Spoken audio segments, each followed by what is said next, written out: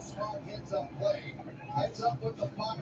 Buried in the still here. He's willing. He's willing to take it to the net and find it different ways than what he did for him. Boy, this third season has been that picture of consistency I talk about game in, game out. Boy, well, here we go, ladies and gentlemen. John on here with you. It's a Thursday, February 15, 2024. Let me get Alec now in here, and then we will get into the starting lineups. So for the Detroit Red Wings, they're 27, 19, and 6. They're fifth in the Atlantic. That's the second wild card. Their lineup, head coached by Derek Lalonde, sounds like this.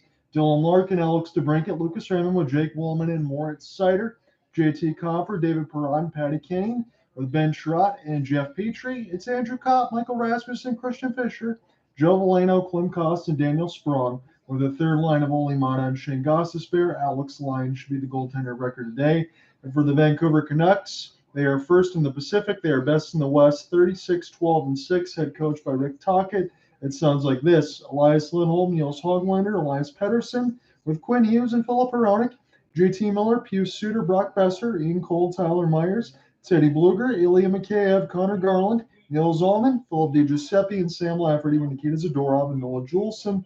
Thatcher Demko should be the goaltender of record. So the Nikita Zadorov 2-game suspension with a hit to the head of Lucas Raymond, that's all done on that side. And we'll see what ends up happening in this game. Alec, after the other night with the Connor McDavid 6-assist game, I feel like I'm having PTSD. Do I feel like I should be aware of Jake Walman doing the Griddy in OT and getting that win and maybe expecting some fireworks tonight, or is it going to be all business as usual for the Canucks? I'll say, John, heading into tonight, we remember what happened last time around between them. Vancouver, frankly, I don't remember when they last beat Detroit, but I think it had to go back to, 2019 for that. So whenever these two face off, this feels like, on paper, it should be a bad matchup for the Canucks. But this is a different Canucks team this year. They turned things around not only on the offensive side, they were doing fine offensively. Defensively is where they stepped it up, especially on the latter two pairings with Ian Cole, Nikita Zadorov, Noah Juleson, and Thatcher Demko returning to be Thatcher Demko. And all defensive identity. One name we're not going to see in particular, Dakota Joshua. He was banged up in practice. He's going to miss this game tonight, usually on the third line left wing side with Bluger and Garland. And Rick Tocchet normally says for Dakota Joshua, the Dearborn, Michigan native, that he's one of his favorite players. He does a little bit of everything. That will be a loss for the Canucks on this side. Admittedly, Alec, it's going to be my first look at Elias Lindholm with his new team. We've seen him a lot with the Flames, and it looks like he's going to be the number one centerman today. You can alternate between him and Pettersson as the number one center. You'd not go wrong. Lindholm has also played in the wing position. That was his original spot back in Calgary and Carolina at the right wing spot, but he can also take faceoffs, and boy, he's darn good at it. I did not get a chance to see Thatcher Demko this year. Both times, I mean, it was the one against Pittsburgh with Casey DeSmith and Walman. It was the one with Walman and Casey DeSmith in the game on Thursday. So hopefully get a chance to see Thatcher Demko today, but I will get a chance to watch former Red Wing Philip Perron, who has really started to pick up the pace alongside Quinn Hughes as his battery mate on the first line defense. He looks like a transformational defenseman with all those assists. I'll tell you, the trade that they made, both sides have to be happy about it. With the Canucks sending the first round pick they acquired the Bo Horvat trade to Detroit, that's a win-win. I'm going to look at the NHL standings, and I know we'll go through the entire scoreboard when we get into the part of our intermission. But as I look, Alec, I know it's this time of year, but the Red Wings have 52 games played. Toronto just completed their comeback. Again, they almost blew it against the Philadelphia Flyers, but the Austin Matthews hat trick was enough to get it done. I think Willie Nylander scored the game winner. But 52 games played for both of these squads. That means 30 games left in the regular season. And the Red Wings' lead in the wild card is down to 2 points. New Jersey Devils thankfully lost today 2-1 against the Kings, but I'm starting to scoreboard watch a little bit. Alec, how about you? Yes, well, because I've seen we're up 2-1 over the Chicago Blackhawks, my Pittsburgh Penguins. The last time around, that 2-0 lead was by no means comfortable.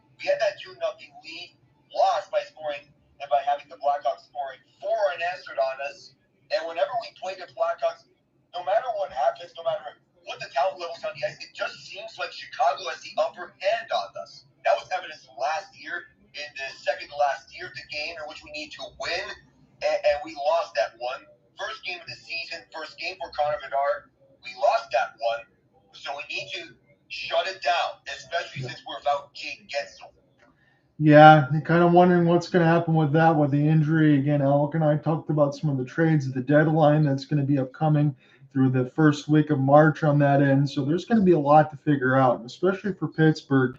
I know we're in a situation where, look, you know where they are in the standings right now. You need the 2 points against the team that you should beat on that side, as the Pens got 53. And again, the next closest is 60. It's 7 points out. But the Pens are a team that's going to have to go for it on that side, and we're going to have to see if they continue to get points. So Alex Lyon is going to get the start against Thatcher Demko, 14-7-2, 276, 915, 2 shutouts. Thatcher Demko, 29-9-1, 244, 918, and 5 shutouts. As I have the Bally Sports Detroit feed, again, that's my only local option today, covering the Red Wings on this side, and they're going to try to take this left to right, and the Vancouver Canucks are in the 90s alternate on that side, as this is a good hit on the right side, picked up now for the Canucks. Are going to be going right to left. Ben Sherratt trying to get through a couple of checks, and a one-timer immediately gets held on by Alex Lyon.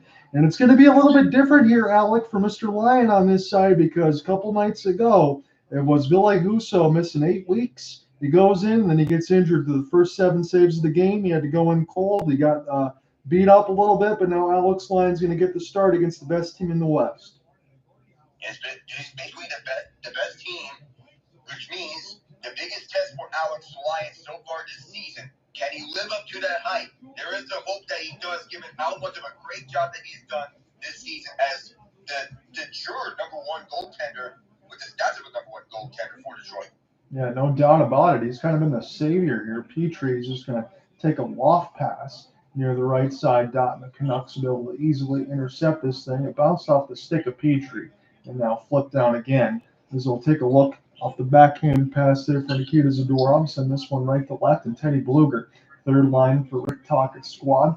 Off of Jake Walman, that's bounced off the left side of the back of his legs. And now Moritz Seider will go ahead and recollect again. A lot was made on social media about Moritz Seider and Connor McDavid, some of those moves, but you just can't stop everything. There was a hit away from the puck, and there's a hand in the air, and it's going to be a power play for the Red Wings once the Canucks touch. So this is a good start for Detroit here. Again, their power play was 2 for 3 in the last game against the Oilers. It was 3-3 after 2 periods before becoming an 8-4 game. It just got ugly, as now it's finally touched by Vancouver, and Detroit's going to go to the power play. I believe it was P.S. Suter who either tripped or interfered with Lucas Raymond, because Raymond didn't have the puck. They're going to say tripping, even though Raymond didn't have possession of it, because Suter, he caught Raymond by his skates, and that's a big no-no. So here's the thing, Alec, little inside information from the last game. 4 penalties drawn.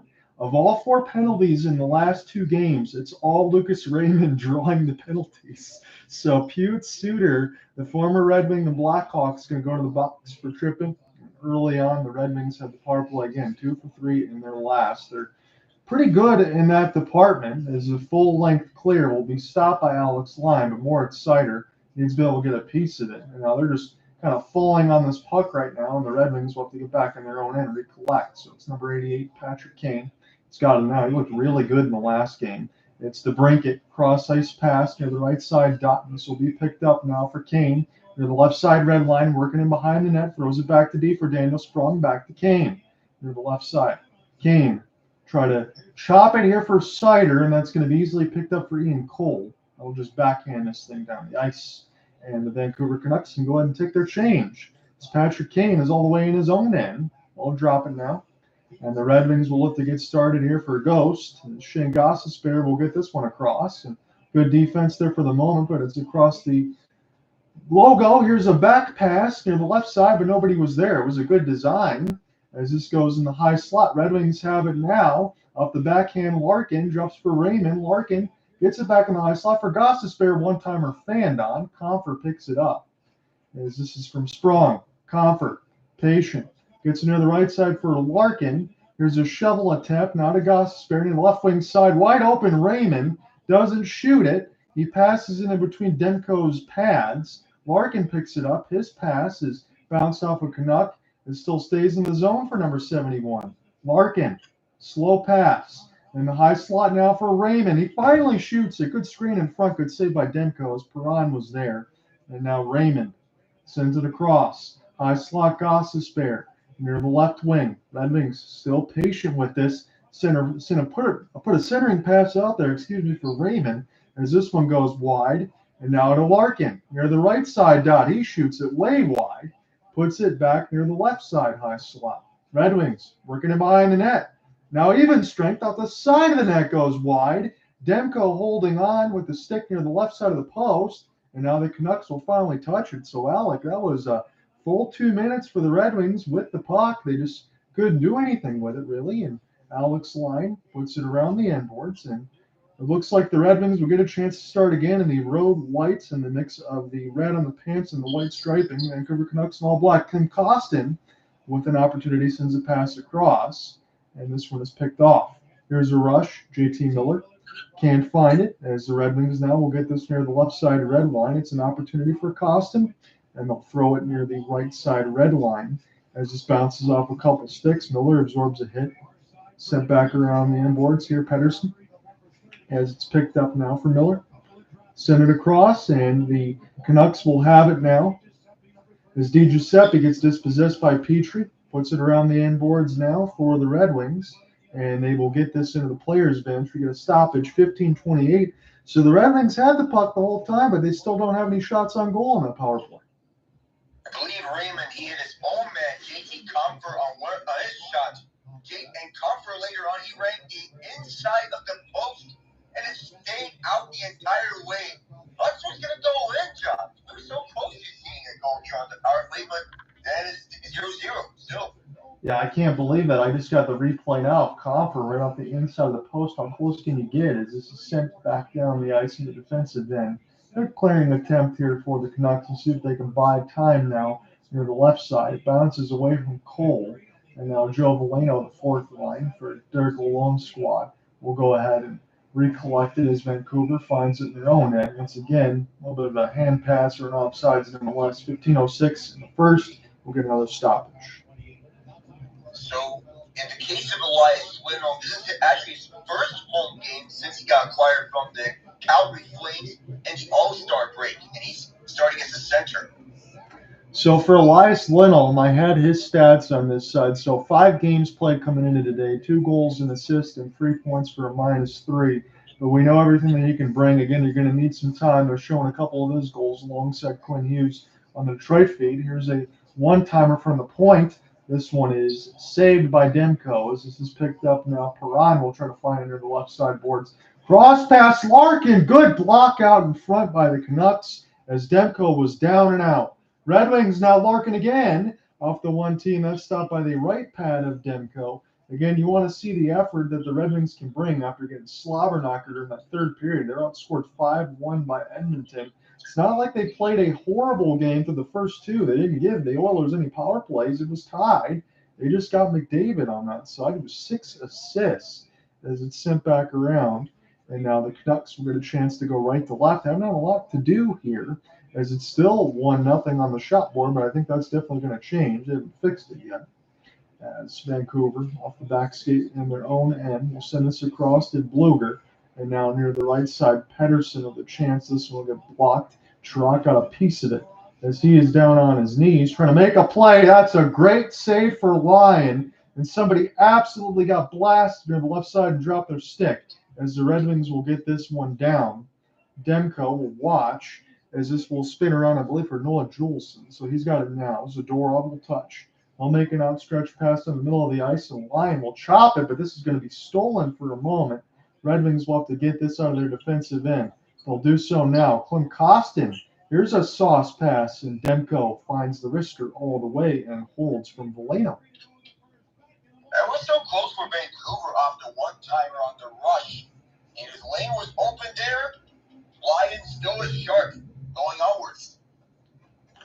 Good start to the game, I think, for the Red Wings on this side, Alec, and it's not just because of the power play. Again, I'm going to try to be as neutral as I can on this side, but I will admit to you, those last 20 minutes of the game on Tuesday, that was very difficult to be neutral on the fact that all the breakdowns and some of the things that I saw, you saw the highlights, I'm sure. What did you think of Connor McDavid's 6-assist performance? It was a career high for him. Connor McDavid. What else can I about him except for the same things all over.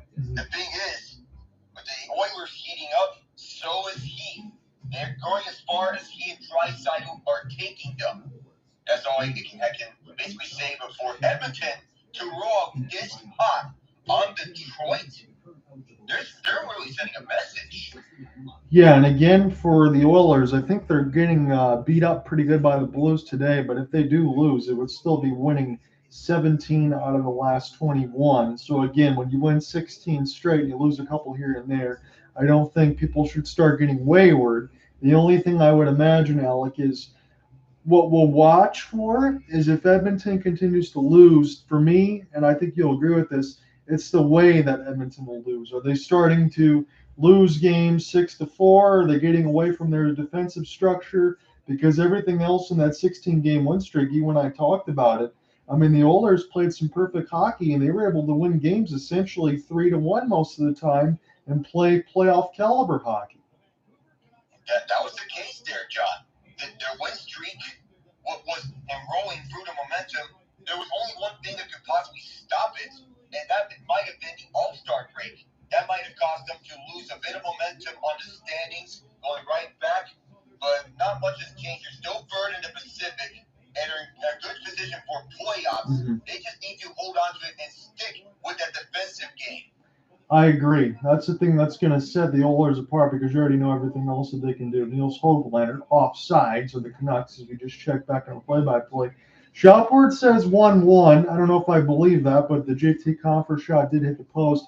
I'm looking at rush chances allowed. I think it's NHL rank second fewest for the Canucks. 52 rush goals is tied for the most. Again, kind of 2-on-1s after a zone entry moving toward the net and can't circle back. That's the definition. So they'll play with speed, Vancouver, and they'll go north-south, and they'll try to score a goal right on you.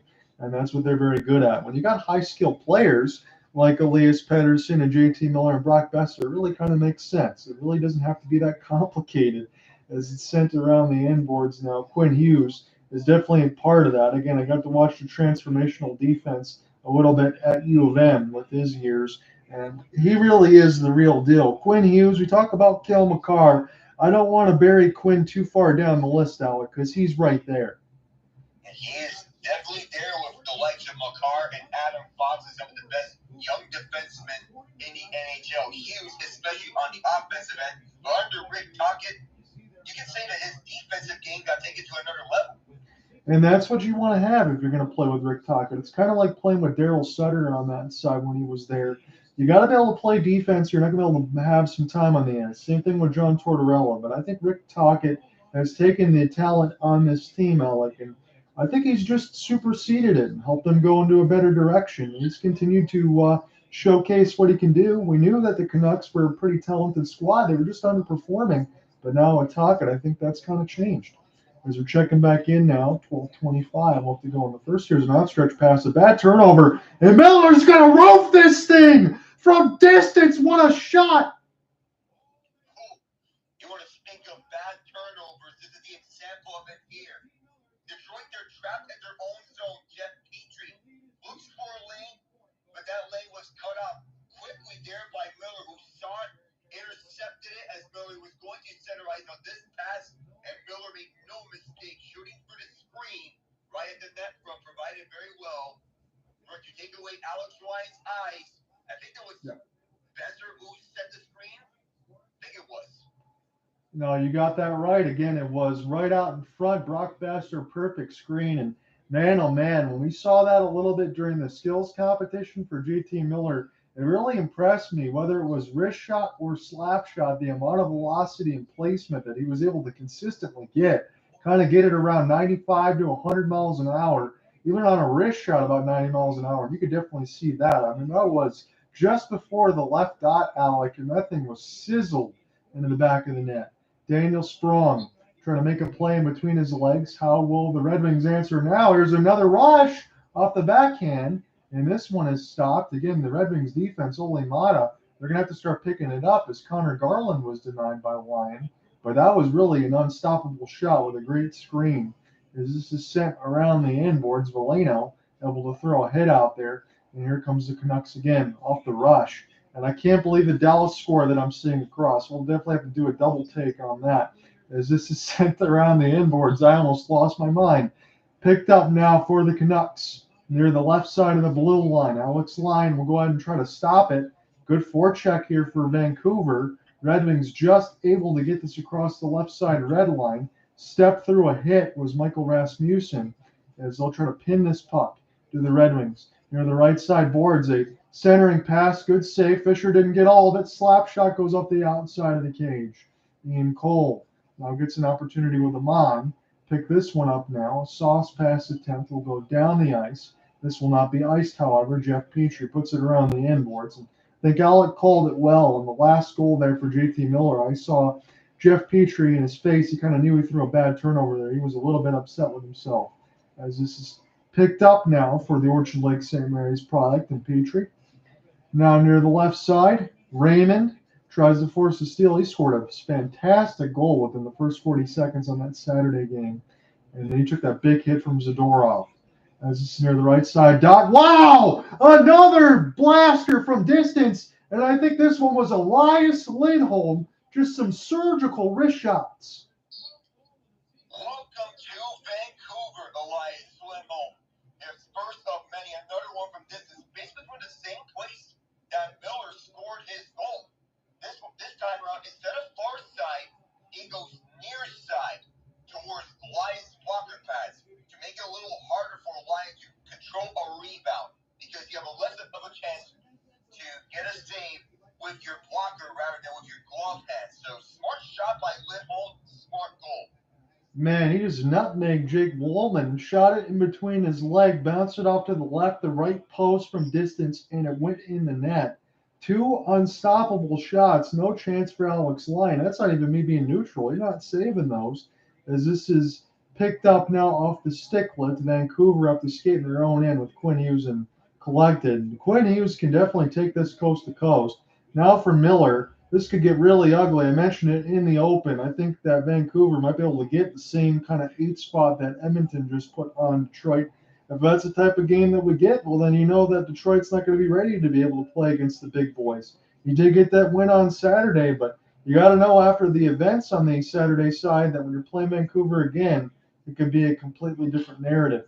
As this is near the left side, off the backhand, not collected here for Vancouver. They'll have to start again on the blue line. Off the back skate, Hughes now centering. He'll make a pass across. He tried to find Besser. And good forecheck for Vancouver again. They're certainly feeling themselves. Some spectacular shots from distance. As Bluger will send it in. Kind of wonder what Alex Lyon's feeling, or maybe even James Reimer, because at some point he's going to have to get some playing time. And he hasn't had the best of numbers. As Nils Juleson will throw this across. Picked up now for the Red Wings. Raymond Larkin. Get this near for DeBrincat. Larkin goes off the outside of the cage. Shots are 4-3, but Vancouver already has a pair of goals. As this is checked. Dispossessed of the puck now. Pass from Larkin will be picked off near the left side dot, but here's an opportunity. Dillon gains it off the steal. Great pass, but DeBrincat can't get his stick on it. Turnaround shot, easy save for Demko. He will hold on to it. We will go to break. Yeah, you said it best. This is getting ugly early on. With how Vancouver, they've been playing smart, holding it nicely at their own end, going from end to end, intercepting the puck to convert those chances to goals, especially with the Miller one, and then Lindholm with a nutmeg on Jake Walman afterwards. As of right now, I would say at least it's not Stars Predators, but the Stars, they had 2 goals in the first period, which is not really an indication of how the game is going to go early on, because anytime the later periods, it's about how hot it can be. Alec, you saw the Stars the other day against the Hurricanes, but we're talking realistically. I'm looking at the scoreline that Alec didn't give you on that, and I think he did it for a reason to lead me into it. Stars have 9. They get 2 more goals here. We're going to need our fingers and toes to count how many that they're going to score. And this is against the Predators, who aren't a bad hockey club, but a 9 spot for Dallas, that is ridiculous. I mean, this isn't just beating down your opponent. This is absolute humiliation. Like, I remember in Japanese baseball, the rule, the big rule that they make isn't to win, isn't just to win, it's to not humiliate your opponent. Apparently, that rule does not apply to the NHL as much as it did in the 70s and 80s, maybe early 90s. When I'm looking at this scoreboard, Alec, all I do see is a bunch of stars. But the main thing that I take across from this is Wyatt Johnston and Matt Duchene, but especially Matt Duchene. That has got to be one of the biggest slam dunk offseason pickups that Jim Nill made, and that was essentially off a buyout. It doesn't really cost you anything, and he already has. Let me make sure that I count this correctly on this side because I see in the second he's got 21 goals on the season. Already 21 goals. 2 of them in this game was 2 assists as far, so it's a 4-point night on his former team. I think he wanted this one and treating this like a revenge game. It's got so bad that they decided to say, Jake Ottinger, your night is done. You did us a job. Let's give Scott Blitchwood some reps. Yeah, you might as well because that game's already done. And then we found out now, courtesy of the Bally Sports Detroit side, of why Robby Fabbri was out for personal reasons. Well, he welcomed his daughter into the world here at this side. So good job to see Gabriella there. He'll be joining, I believe, the team on the Calgary side on Saturday when I cover the Waterford Sharks. As this will be sent for Seider. He'll intercept this into the neutral zone. Play near the blue line side. Red Wings will have to go ahead and dump this in. As Fisher puts it around the end boards, gets a good bounce off the referee. This will give the Red Wings some puck possession, and a tripping call will go against the Vancouver Canucks. And then goes Ian Cole on Kopp. The Red Wings get a power play, and maybe the door will be ajar in this game because they need a goal here. Yeah, clearly it was Kopp who reached into the skates. He was trying to poke away this puck. It slid right by, timed it late on Andrew Kopp, and that's going to bite you. If you're going to be a defensive defenseman, sometimes it's the cost of doing such a defensive poison, which you're trying to make the right move, but it bites you because you went after the wrong area.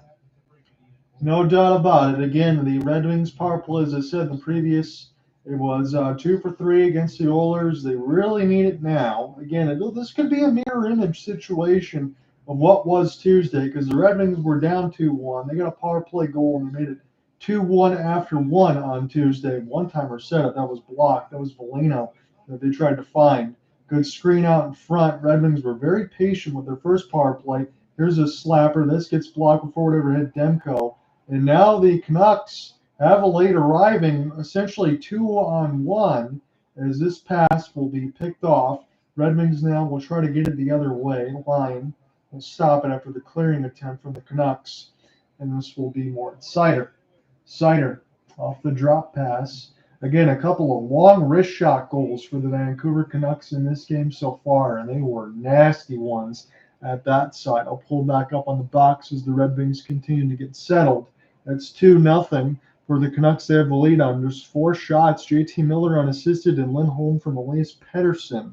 Pair of Elias as this is sent back around the end boards. Daniel Sprong try to get this near the left side, try to find Kane, and this will be cleared down the ice again. So nothing going on the Red Wings' second power play. The first power play didn't get any shots, but they had all the puck possession.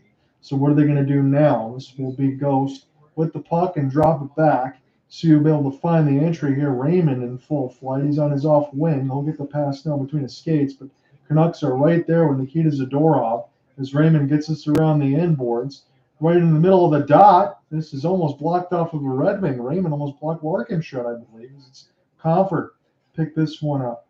Near the top of the slot, it's Raymond. Near the right side, Larkin sends a pass across. Red Wings need to do something here. They just kept on the outside. Here's a centering pass for Larkin. This gets blocked from Compher. Falls right back to him. And the Canucks are just keeping this box out there and keeping the Red Wings to the outside. They got no answer. Raymond sends it across for Compher. That goes wide, and this is sent down the ice. So, Alec, we saw what the strategy was for the Canucks there to keep that diamond shape in that box. They kept the Red Wings on the outside, and they couldn't do anything with it. It just felt like what we saw from one of the power plays at the Vegas Golden Knights when they were up against the Edmonton Oilers in one of the previous games that we covered. So Tyler Myers now former Buffalo Sabre. Again, that was a long time ago. As Valeno will be able to send this one. Picked up now for the Canucks. Again, a great period for them. Not a lot of shots, though, but they got the conversion that they needed. Quinn Hughes will get this back near the left side red line pass. Good sauce. Here's a shot through the traffic, but it's picked up by the Red Wings now. And an opportunity to clear this in near the left side for Chirot. And this is a change for Derek Lalonde's squad. They need it. Again, they're not getting punched in the face right now, but a couple of goals with the meager amount of shots. If Alec's line doesn't have one of his better games here, this is going to be 2 points that are going to get thrown in the fire. Here's another long shot. This one will get knocked away as Hughes try to recollect off the back skate. Joe Valeno attempting to bother that as it got knocked away from De Giuseppe. Hughes will send it in. Lyon will just shovel it near the left side red line, but it's still very contested with Canucks now. As Valeno, here's a centering pass, doesn't find any of the Vancouver defense. And Cole back out there after committing the tripping infraction. Got a 2-0 lead on 4 shots. We're at Rogers Arena. Again, the Red Wings, a couple tough back-to-backs. You had Canucks, Oilers, and Canucks in their last recent part of their schedule. They're going to be playing the Colorado Avalanche pretty soon as well. So when I looked at the money pucks part of the standings, the Red Wings had about a 32% chance of making the playoffs compared to the Maple Leafs, who were pretty close in the points when they had 95, and that's only because of the schedule out in front. And good segue here for the Red Wings. As you go to the break, they showed the hat trick from Austin Matthews. He had another big night. Yeah, Matthews, 3 more goals for him, pushing 60 for the second time in 3 years in terms of the goal total scored. But the goal isn't about goal scored for Matthews and the Maple Leafs.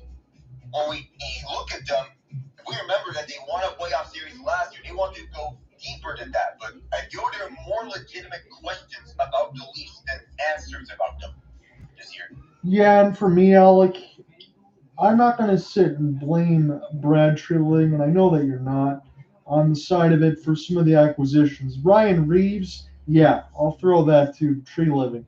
But for Bertuzzi and Domi, I think that they're good players, but when I get a chance to watch Tyler Bertuzzi, what really bothers me, if you're Toronto, is look at what he did with the Red Wings. I know he was hurt, but look at what he really did with the Boston Bruins.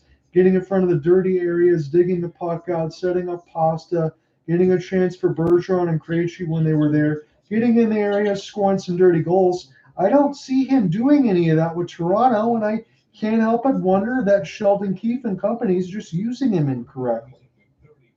And that made me feel like the situation. There's a misunderstanding of what role he's supposed to play, plus just not being utilized in the correct situations. But not only with Bertuzzi, it feels like there's something going on with the Leafs in terms of how much passion they have. Steve Dangle noted out in a recent video when they lost to the Ottawa Senators in the really great empty net slap shot goal is that this team lacks passion. The only one that's playing with heart before then was Morgan Riley. And even then he got suspended because he took the response on Greg's empty net slapper to an extreme. He did. Let me ask you this, Alec. Again, I know we're beginning back into the play-by-play, but did you like the Ridley Grigg slapper?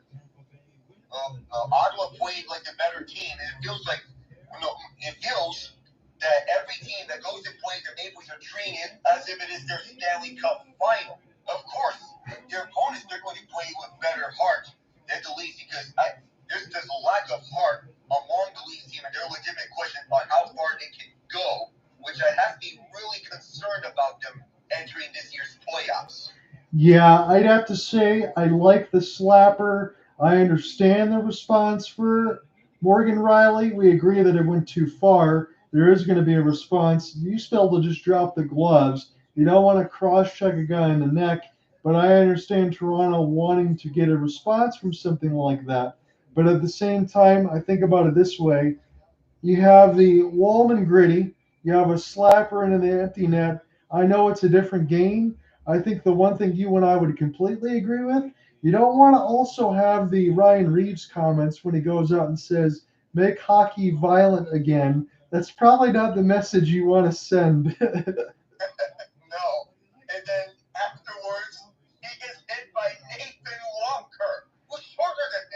And Nathan Walker was like what, 5'8", and he gave Reeves a pretty good ride into the boards and knocked him down. So it wasn't a good look for Ryan Reeves, but it was pretty funny for the NHL community as Dylan Larkin got knocked down. And this will be set back up here for Walman. It's Raymond. Good half spin, but he's going to have to pull back as the Red Wings will have it in the neutral zone. 3:05 left to go in the first. John here with you alongside Alec now. But I don't know if Cooper Hopkins is going to be joining in. But again, I guess people might be thinking about how I might feel over these last two games. I'm trying not to overreact, but again, you understand when you're watching good teams where you could be giving up another long shot. This will be picked up now for DeBrincat off the rush. And again, Alec, this is what we're seeing from Vancouver. They already scored a couple of shots from distance. That's their game plan right now against Lion. They got 2 goals on 5 shots. So far, it has been the long shot game. They've been thriving on it. They have done nicely on it as well. The long shot, no matter if it's anyone of their forwards or their defensemen, Quinn Hughes, Philip Moronic, they can get goals in bunches. I think Ben Chirati took a puck up to his helmet and had to get checked. I'm guessing. Yeah, I saw him bend down a little bit. I'm looking at it right now, my friend, on this side. So slow motion, yeah, that puck went off his helmet or something like that. That definitely got a piece of him on that side. He got a little stunned as the clearing attempt hit him. And meanwhile, mercifully for Nashville, there's some positives about that game. It's over. That's the best thing you could say about it, Alec. I think you hit the nail on the head. As it's sent around the inboards now. Yeah, no more hockey left to play. You can go ahead and get some food and take a rest. A 9-2 beating.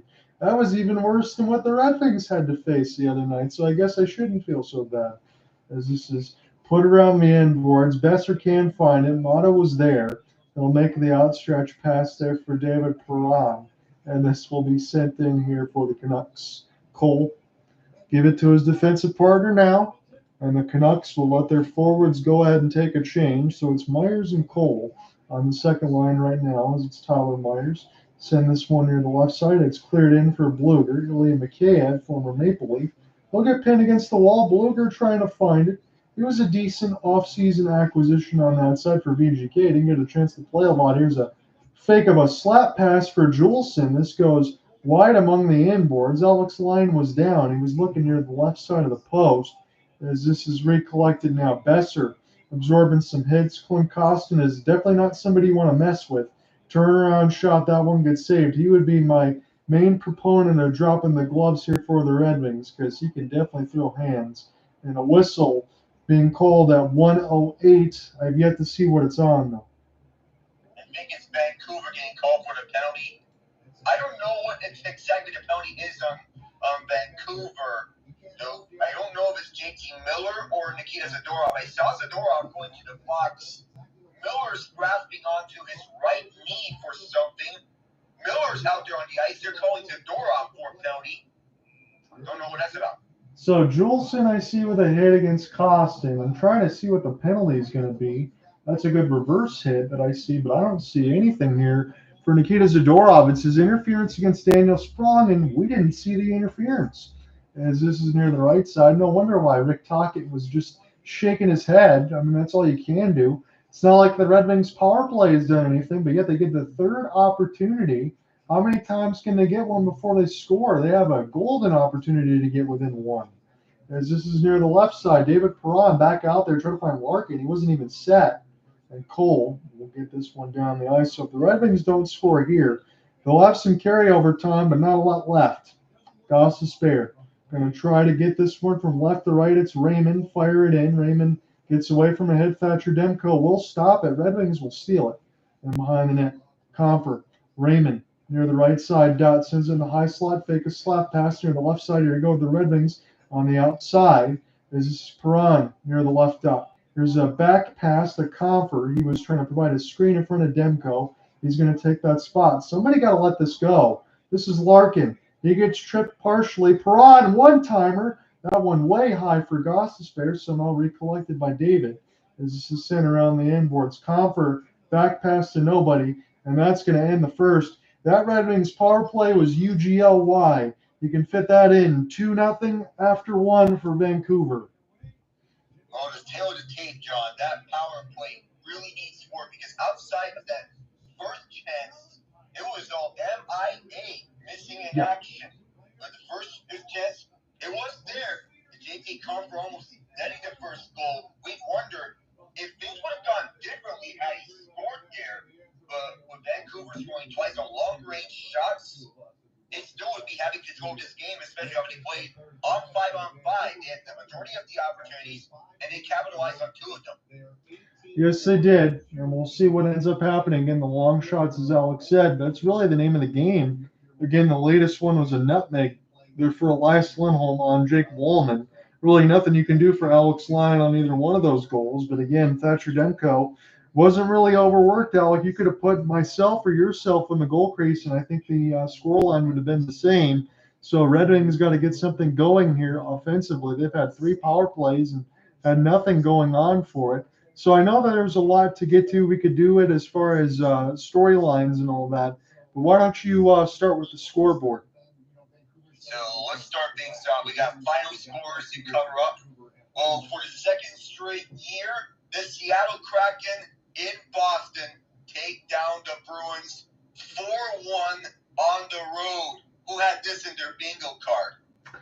Not I. Matty Beniers with a couple of goals in the last couple of games, and Jared McCann, he finishes it off in the empty net. Ellie Tolvanen, Jordan Oberle. Pasta opened the scoring. That was all that Boston would get. Looks like Linus Ullmark, for whatever reason, he played 3 seconds. I don't know if he got injured or whatever here, Alec, on this end, but Jeremy Swayman with the brunt of it to finish it off.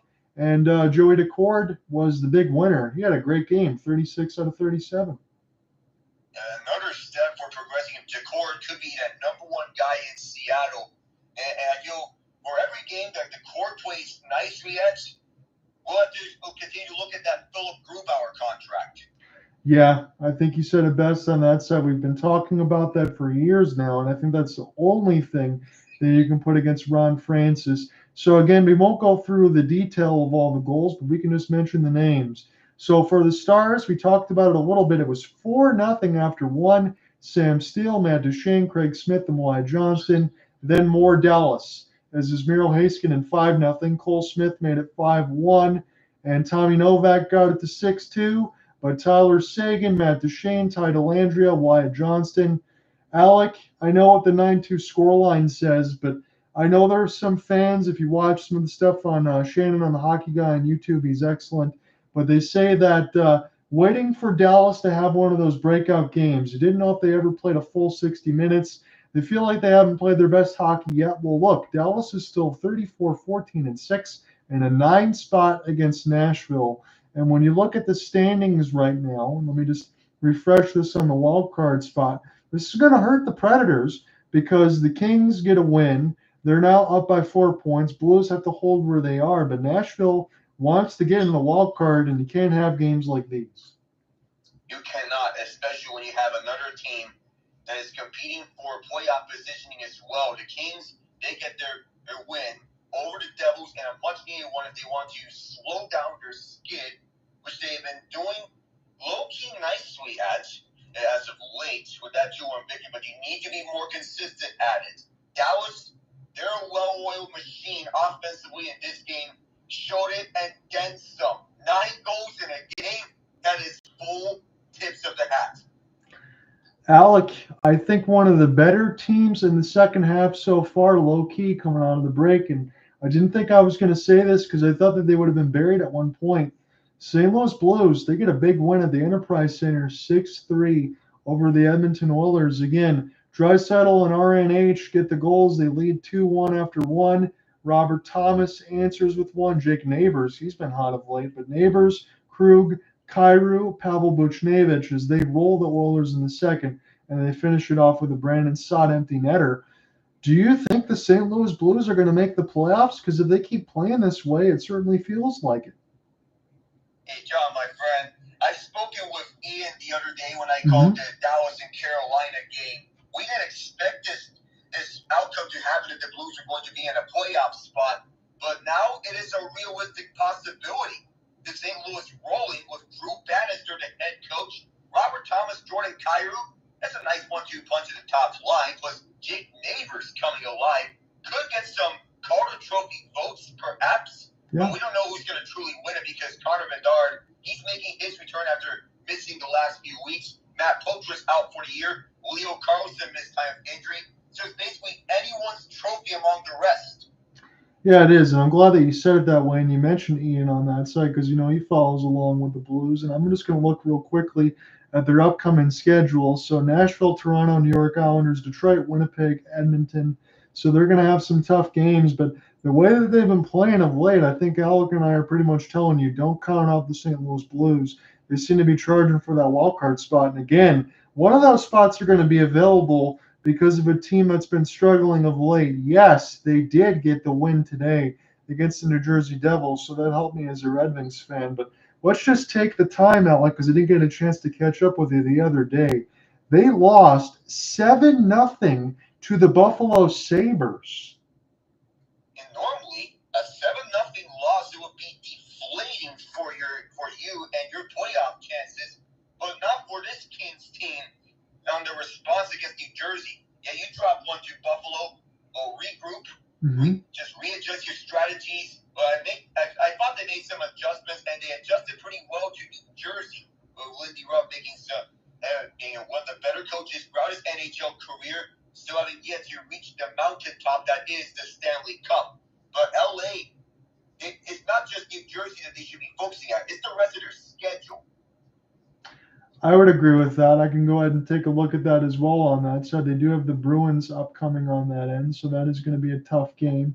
You got Pittsburgh, Columbus, Nashville, Anaheim, Edmonton, Calgary. They'll go back to the Canadian road trip, and then they'll get some time at Crypto.com. So it'll be interesting to see what the LA Kings do during the deadline. I feel like they're going to have to try to add on this end because you don't want to lose what was essentially – make sure that I get close to getting this right. Didn't they start like 13-1-1 on the road?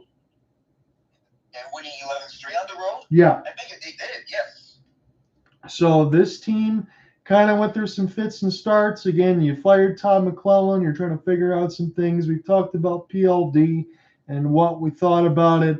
The LA Kings, they still have some hope, but it kind of feels like Jekyll and Hyde. I don't know which team I'm going to see every day, but that was a good bounce back win.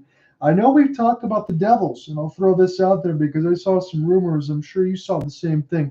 Jacob Markstrom still got a long time left on his deal. He's got several years left, but I heard something the other day, Alec, that they had Jacob Markstrom in the rumor mill that they wanted to send him to New Jersey. That's an interesting look. I know New Jersey's not the same defensive team that they were last year, considering they lost some key pieces in Ryan Graves and Damon Severson. Was the long-term injury of Dougie Hamilton, founding the early call of Shimon Nemec, up there with Luke Hughes playing a full-time role for the first time in his NHL career. It's nice of him to get that experience, but it's just been a nightmarish season. Goaltending, we were expecting this from Akira Schmid, and that Vitek Magic will be the 1B to Schmid, but it's just not panning out. Goaltending could be something to look at. Now, which version of Markstrom would they be getting if they get them? Will they be getting Vancouver Markstrom in 2020, or will they be getting if your goaltender can then go Markstrom? You hope that you get the Jacob Markstrom from a couple games ago when they took that loss against the New York Rangers. He made some ridiculous saves through that first period. He was the only reason why that game was close. That's what you're hoping for. But Jacob Markstrom, I believe, is already 32, 33 years old. So there's not a lot of time left. So I understand if you're Calgary, make that trade now and get the most value that you can for him. Otherwise, the contract is going to become more of an albatross. $6 million is not a lot, but when you're getting $6 million on a 33-year-old compared to a 36, that's when things get a little bit different. So you're going to have to make the trade now. Tampa Bay Lightning get another big win, so that is going to handcuff the Red Wings even more. A third period spectacular for the Bolts. Again, it was Bowen Byram who opened the scoring. He had a couple. He had one in the second that made it 2-2 in Arturi Lekkinen. It's good to see him back out and playing again. 3-2 Colorado with the lead. But Braden Point, Kucherov, Stamkos, Kucherov, Cirelli, and Nick Perbix exchanged some empty netters. A 6-2 walloping for Tampa Bay over Colorado. who have not been hot coming out of the break. 28 out of 31 for the Big Cat, Andre Vasilevsky, and Justice Anunin got the start today, 33 out of 37. I'm not going to lie here, John. The Avalanche, their weakness is playing on the road, for as strong as they are at home. But they are 13, 13, and 4 on the road after this loss. Tampa's, their main strength is playing at home. It feels like a far cry from when they two faced off against each other in the Stanley Cup final, because these two have very different rosters compared to the 2022 rosters in that final. But this game was actually closer than the final score looked. 6-3 was the final, but it was a one-score game until the final minute of regulation. All it took for it to not be a one-score game were the two empty netters. So these two played tight and competitive. Yes, they did, and you're right about the empty netters on that side as it got away toward the end part of it. Again, we talked about New Jersey maybe needing some goaltending help. Kind of wonder if the Colorado Avalanche, I don't think they can afford somebody like Jacob Markstrom, but they might be trying to find some sort of backup here, because I don't think Anunin is going to be ready to play full time. That's just me. And Alexander Georgiev kind of feels like he's been worked to death at this side, because again, when you have Pavel Francouz that went with the injury, they would normally have him there, but they're not going to have him this year. The Ducks, they really bludgeoned the playing well of late, the Ottawa Senators. Look, I know they buried themselves, Alec, on this side to start the year, but Ottawa has been playing well lately. But Pavel Mintyukov, Frank Vatrano, Mason McTavish with a couple, Cam Fowler on the power play, Claude Giroux scores unassisted as the only goal for Ottawa. Frank Vatrano's got his 23rd, and it's on the power play. If I'm Pat Verbeek, I'm trying to sell high on Frank Vatrano at the deadline. What say you? Yes, sell him high, trade him when he has value. He has the most value among those. If you were to be dealt at the deadline, you want to get as much young talent as possible on your team. So basically, you want to get more time to someone like Benoit Gros or Braden Tracy on your prospect pool. So eventually they can be called up for the big minutes. Absolutely on that side. I saw there was an interesting goaltending split. I hope it wasn't an injury situation. John Gibson played 40 minutes, and Dolstall wrapped up the last 20. 18 out of 19 for Lucas, 15 out of 15 for John Gibson. They always talk about him every year as far as being a trade candidate, but that contract is going to be one that's really hard to move unless you're eating some money. Other finals, I think the only other one that we didn't talk about, we know Austin Matthews had the hat trick. It was a 4-3 win for the Maple Leafs. So again, Maple Leafs win, Lightning win, Boston does lose, but everybody else behind there besides New Jersey, again, the Red Wings need these 2 points. I know some people will think I'm crazy and say, well, there's so many games left for Detroit, but I think those people don't understand the schedule out in front of Detroit upcoming is not very easy, so you cannot continue to waste points. But the hottest team in the league, I'm going to say this right now, it's the Florida Panthers. 35-15-4. They won a 4-0 game against Buffalo. It was Carter Verhaeghe, Anton Lundell, Verhaeghe again, and Ryan Lundberg in the third on the power play at the very end. It was a 45-save shutout. Wow, what a performance for Anthony Stolarz.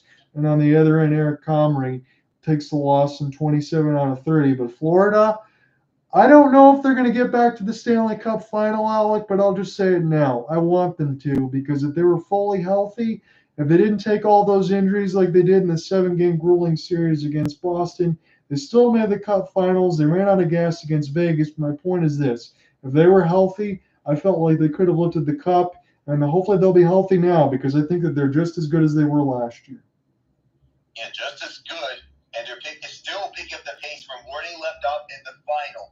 That physical play, which Paul Maurice, he has been preaching ever since last season, ever since they were down and out of a playoff spot with 11 days to go in the regular season, losing record by Christmas last season.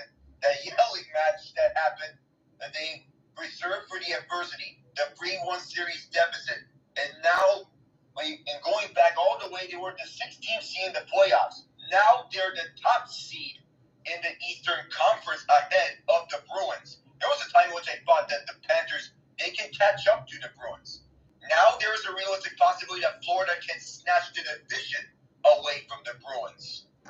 Again, you called it. I'm looking at it now as I refresh. Boston, same games played, 32, 12, and 10, but Florida with wins in regulation, that's going to get you your tiebreaker, 35, 15, and 4 on that side. And I really think that there's going to be no signs of them slowing down. We talked about it over the last couple of years, Mr. Nava, on that side about Sergei Bobrovsky. Is he ever going to be the goaltender of old? Like I know it was Stolarz today, but Big Bob has done his job in the goal crease, and Anthony Stolarz is, I'm not going to say come out of nowhere, but he certainly played very, very well, more than I even would have expected. That goaltending tandem looks good. The defense is picked up. You got Kachuk healthy. You got Barkov is still one of the best two-way players. And then when you have Verhaeghe, you got Reinhardt, some other pieces in there. I mean, I really don't know who's better in the Eastern Conference than Florida. Even more impressive for Stolarz is that he was coming off a major injury last season. Initially, I thought it was going to be Spencer Knight backing up Sergei Bobrovsky, but now that Stolarz has the full-time job, Knight is wanting to get his confidence back after heading into the player assistance program. We need to see how he's doing down the AHL with Charlotte. Need to see his stats for the moment, but now that Stolarz, he may have secured that backup netminder role for Florida. Yeah, I think so. I don't think there's anything else that you'd want to take if you're going to play that convincingly and that well. I don't care who you got behind you on defense. That was just a bucket full of saves that he made today, and that's a big-time performance. Somebody who didn't have a big-time performance, you can't always blame him, though, is Sam Montembeault. It was 24 out of 31 as the Rangers, they come alive in the second period, and they close it out 7-4 in the victory over Montreal. They're doing the best that they can. You got Cole Caulfield with a couple on that one. Slafkovsky with another. I think he's got 17 points in the last 21 games. He's certainly come alive. But Kreider, Will Cooley, Mika Zibanejad, Kreider again, Trocheck, Kreider with a hat trick, and then Capo Caco. So it was all New York Rangers and an academic day for Jonathan Quick, who takes the win, stopping 31 out of 35. Props to Kreider on the hat trick, one of the best at deflecting shots in the league still to this day. He and Joe Pavelski, we can put up there at that elite category, is some of the best at net front deflections. But Yuri Slafkovsky, am I seeing deja vu with Jack Hughes? Because it seems like the career path in which Slafkovsky is going at is a little similar to year 2 Jack Hughes from what I'm seeing. I think that's a good call by you, Alec, and I think everybody in Montreal is going to be happy to hear that because I think there's too much to be said, and sometimes it was against Robo, Jason Robertson of the Dallas Stars. Everybody wants these guys to be Connor McDavid right on the jump, and they don't want to give them any seasoning. And then when they're not successful right away, they get written off too quickly. I think that's what happened with Yuri Slafkovsky. Still a very young player. He's starting to play very well, and Montreal is going to get another high draft pick, and they should be in good standing soon. And just before we get back into this game, we have one last final score to go over. Ladies and gentlemen, Elvis has just left Chicago. Sidney Crosby, 2 goals. Penguins get the win, 4-1. Good work there for the Pens. They definitely needed that. Finish it off for Sidney Crosby. I want to see them continue to add more. Can you please take this second period, or do you want me to continue to work it? Yeah, I'll go on with this. Second period. Here we go. Red Wings on the power play. I am Alec, joined here by John Hodge. The Red Wings and the Canucks. The Canucks, one of the best teams, if not the best team, in the entire NHL. They have the best record and stand at the top of the league with 78 points, ahead of the likes of the Florida Panthers and the Boston Bruins. Here's Seider, left circle, dropping to the point. That was actually out of DeBrincat. Shot from Patrick Kane at the far side of the right circle that was turned aside. 15 left on the man match. Seider's going to wait. Now he fires this one up high after this block, and Lindholm will pick this up. Fired around Seider, and this power play is going to run out. The Red Wings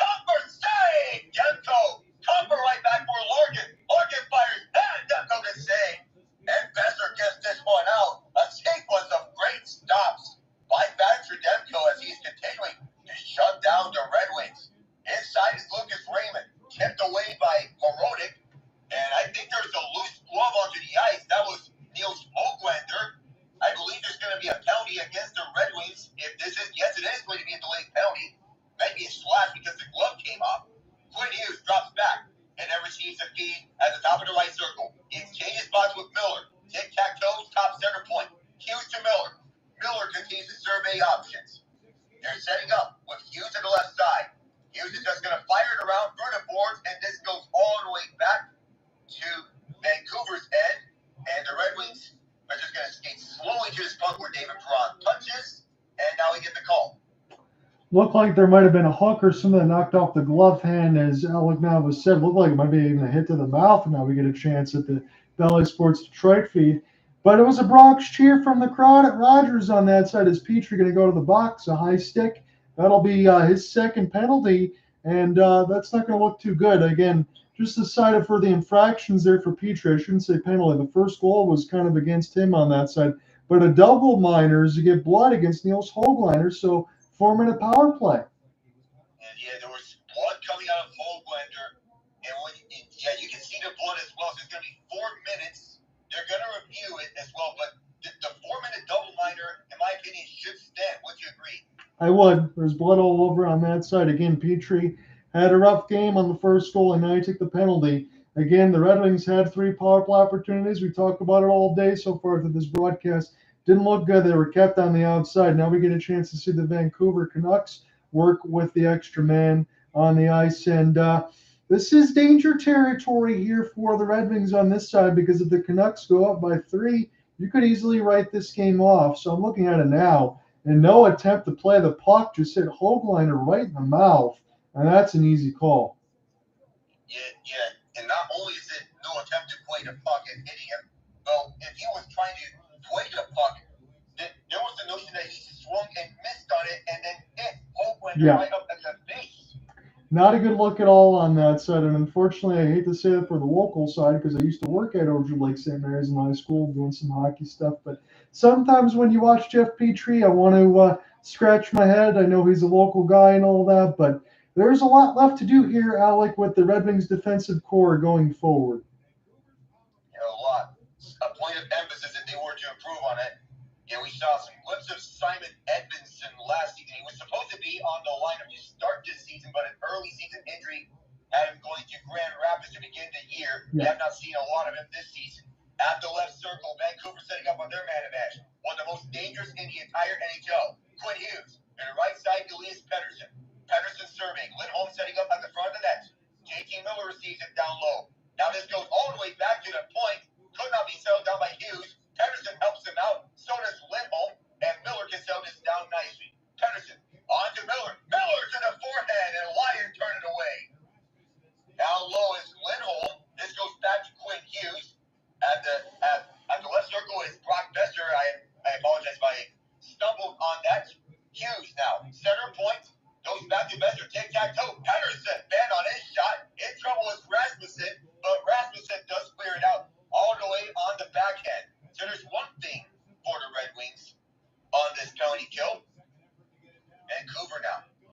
Up for the lane. Hughes is looking. Larkin's watching. And Larkin trips up Hughes. I don't know if Demko's going to go to the bench. I don't know. I don't see an extra attacker out just yet. But McCabe is inside on the backhand, controlled by Vancouver. Around they go. Perron at center point. Goes back up. No extra attacker is out there, not calling the penalty.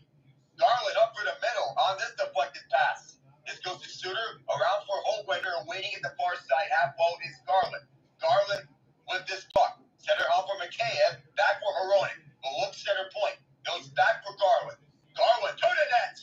Might have been kicked up high by Höglander, and it goes out of play. But that missed call would seem to be a trip. Did they not call it? No, they didn't, Alec. And again, I was holding my breath on that side, because Dylan Larkin got the legs of Quinn Hughes very clean. He did not get the puck that could have easily been called. And the Red Wings would have been on a 5-on-3. So very fortunate for Detroit. They got a break. Well, yeah, you can read a sigh of relief. Echo that out. So most players with 10-plus goals this season. How about the Red Wings and the Canucks with 11 balanced scoring across the board? That is truly a balanced scoring mechanism, as the Vancouver Canucks get their first unit back on the ice. That shot was blocked in front, was going on the way to Alex Lyon. And a launch by Quinn Hughes, rebounded in front, swept away by Detroit.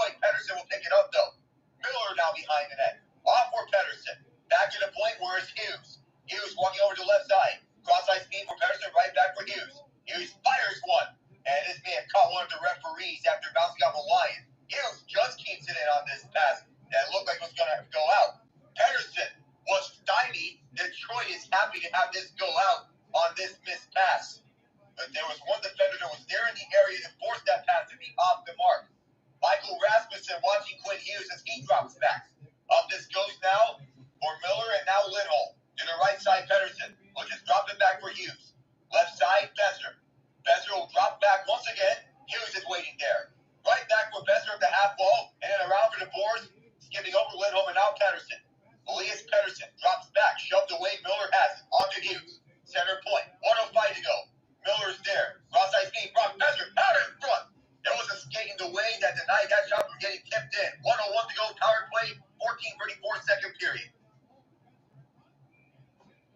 Man, that was just tipped up into the netting there. It looked like the Vancouver power play was starting to hum with those passes in between the left and right dot. I guess the Red Wings did a good job just being able to get in the lane. Mata gets the block there. Probably stops Pettersson from sneaking it in near the right side post. Yeah, they're gotta be happy to have Mata out onto the ice for this defensive possession. A defensive-minded defenseman getting back to his days with the Penguins. Last minute of this man advantage of the double minor. Philip Perron is just going to drop this back. Here's Seider at his own end, going up left to right. The Canucks and the throwback jerseys. Seider. And he'll cross ice on this pass for Garland. Garland can't track the puck. Rasmussen can. And he clears it out with some help from what I believe was 24 clean Costin. Here's Heronic. And skate this up. Matched up by Fisher. Heronic dropping it back now across the red line and moving up to the right side of the ice is Garland.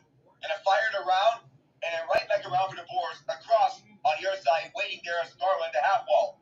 Garland waiting for options. Doesn't have one there as he's matched up. And then he stripped up the puck by Chirot. On goes Fisher. Short-handed. Christian Fisher. Saved by Demko. So you talk about the goalie who was short-handed making the big stops. How about the goalie who's on the power play making the big stops? What a stop there from Demko. Long shot on board. Oh, winner in tight. He couldn't find the back of the net. He gets it right back at the high slot. Now left point across. Zadorov can't handle. Jolson can. Around the boards for Lafferty. This was intended to. Lafferty sweeps this on his backhand back for Jolson.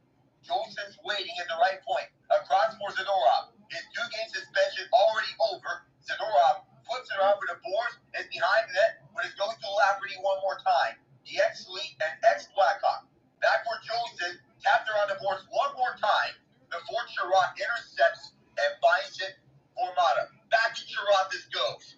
Up for the half-wall far side. Detroit clears. Boleno was shut off as he tried to sweep it further into the Vancouver zone, allowing Niels Amen to get this back up. This took a bounce.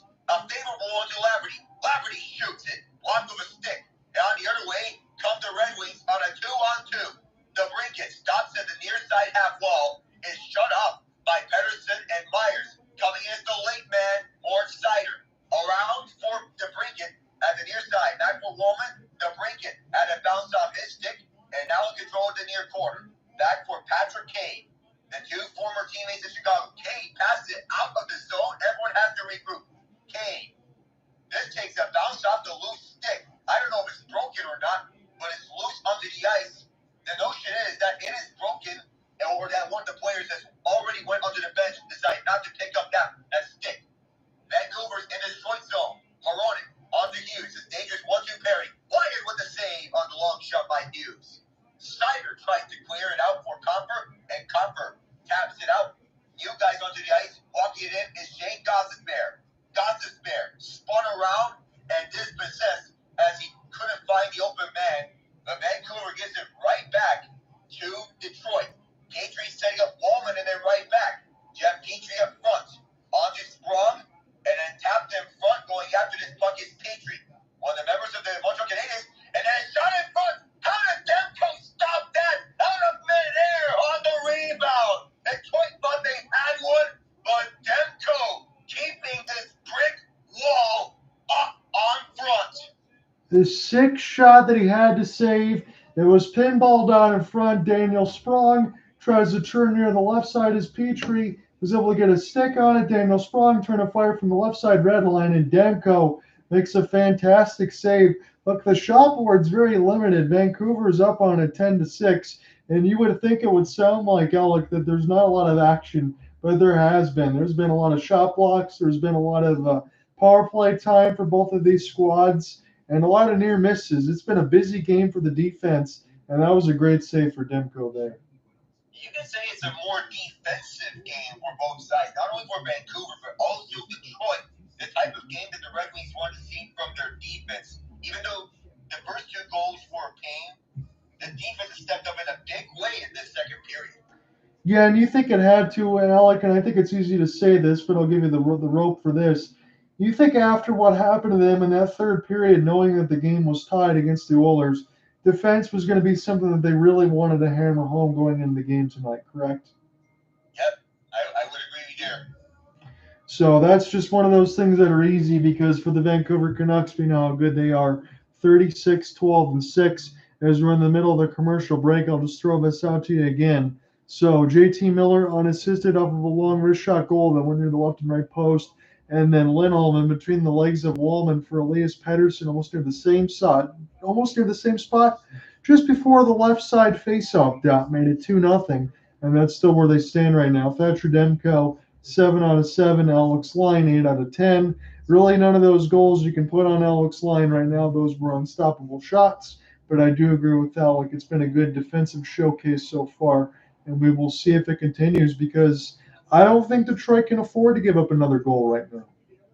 No, especially since, as Vancouver, they have one of the best, if not the best, 1-2 center punch per statistics this season in JT Miller and Elias Pettersson. They're tied at third for most points by center by natural position with 70, just behind Connor McDavid, who has 80, and Nathan McKinnon, who is making himself a Hart Trophy case with 89 points and has yet to have a scoreless home game. Lalonde said, and on the armpit was Thatcher Demko to make this stop. That was a nice shot there for Dylan Larkin, able to get some time and measure near the left side dot. Good save from Thatcher Demko. I saw this was being reported by Bally Sports Detroit. I didn't see it today, but in I think it was 2025, next year, it looks like the Red Wings and the Columbus Blue Jackets are going to play a game at Ohio State Buckeye Stadium. That's pretty cool. We were wondering if we would get more Stadium Series games at college football stadiums. We had one just last season at NC State University's Carter Finley Stadium between the Hurricanes and the Capitals. Ian and I covered that game with the Canucks. They're not going to win. Garlic drag! And this one shot wide. Just when I was talking about the Stadium Series, right on cue, the Canucks go 2-on-1. They shot it wide. But Carolina, they did have that college football stadium for the Stadium Series. And next year, the Blue Jackets will have that same exact case. Backhand pass, on to the point. Perron in the zone. This shot blocked in front. Vada swept it away from behind the net. Perron picks it up. David Perron tied up. Vancouver all over him. Niels Holgwender takes it away. Holgwender spinning and turning. At the far corner, passing it backwards. His intended man saw it get blocked off on a stick. Quinn Hughes takes it away from Rasmussen. Hughes up front and intercepted. Here come the Red Wings. 2-on-2. Fisher's going to wait and then fire it back. And then a long shot to the left point was sent wide. Walman holds it from the deep left point. Cross-ice pass Seider. This one blocked away of a forward shot block on a stick. And out inside, this is McKayev. McKayev blocked off on the shot by Seider. And swept up by Costin. Puck bouncing over at center ice. Fisher picks it up from the red line. Backwards for Seider. 9:33 to go in the second period. Vancouver's up 2-0. Flipped in on the backhand by Seider, was picked up by the ex-Sabre Tyler Myers. For the near side is fed for Pettersson. Pettersson had it bounced off of several bodies, and Kane was in some trouble. Vancouver takes it away.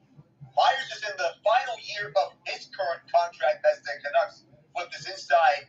Many question about the contract move by Jim Benning back then, but maybe some redemption perhaps as he is being asked to do less under Tocchet on the second period between him and Ian Cole. Myers keeps it in, but can't do much with that.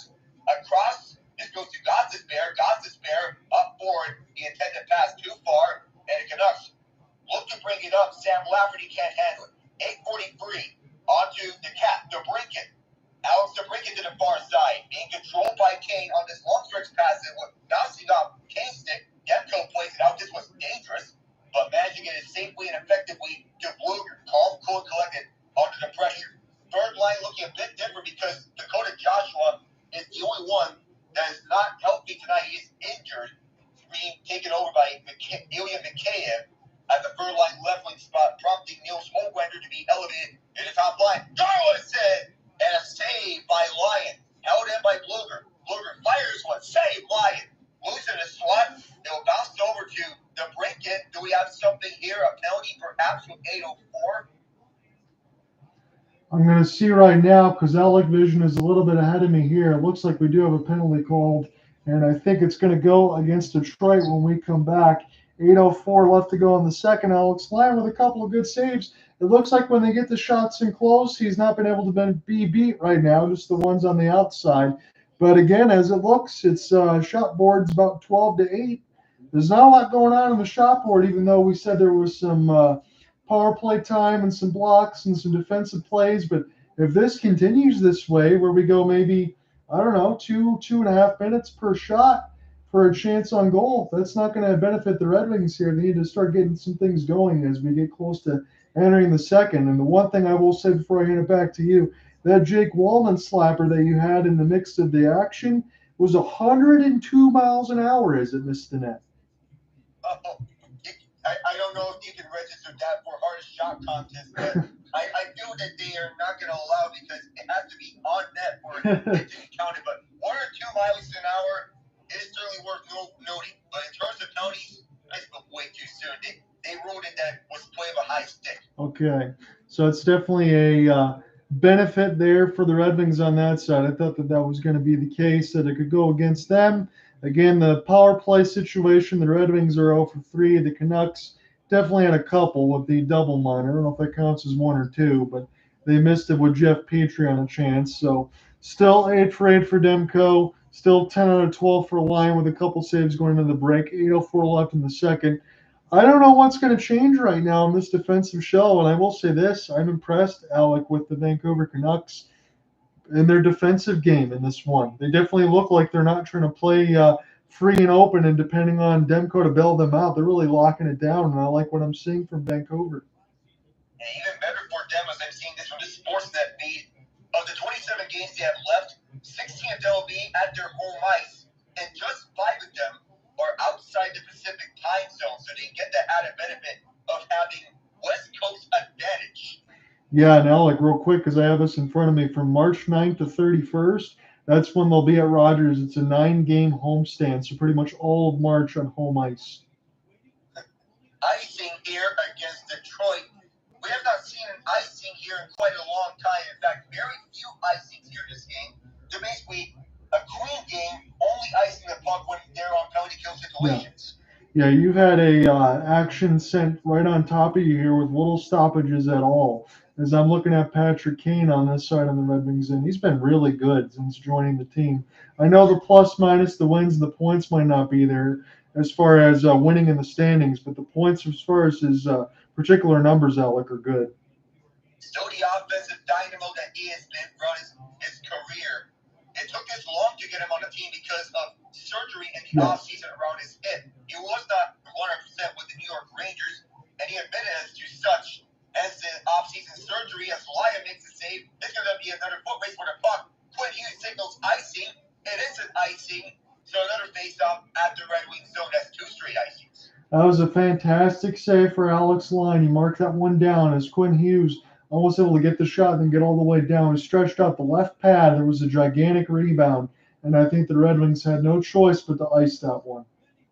Yeah. Given that they were being trapped all over their own zone, they had no choice but to get it all the way out, even if it means they're risking tired bodies onto the ice, because Vancouver's been hounding them in these last 2 sequences, and they still continue on here. Behind it is Lindholm as he gets you guys onto the ice.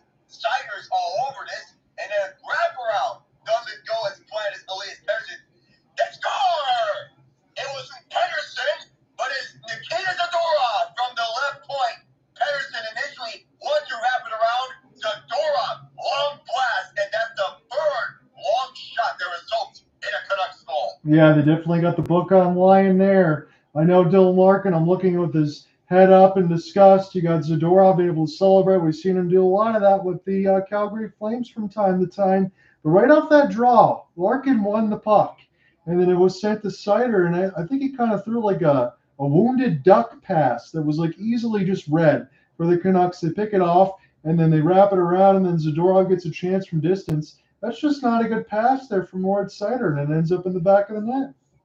No, it's not. Especially since Zadorov saw the smallest of holes to fire Yes. at. And that was right when Jake Walman, he screened his own goaltender with some help from another ex-Flame, Elias Lindholm, to make it a 3-0 hockey game.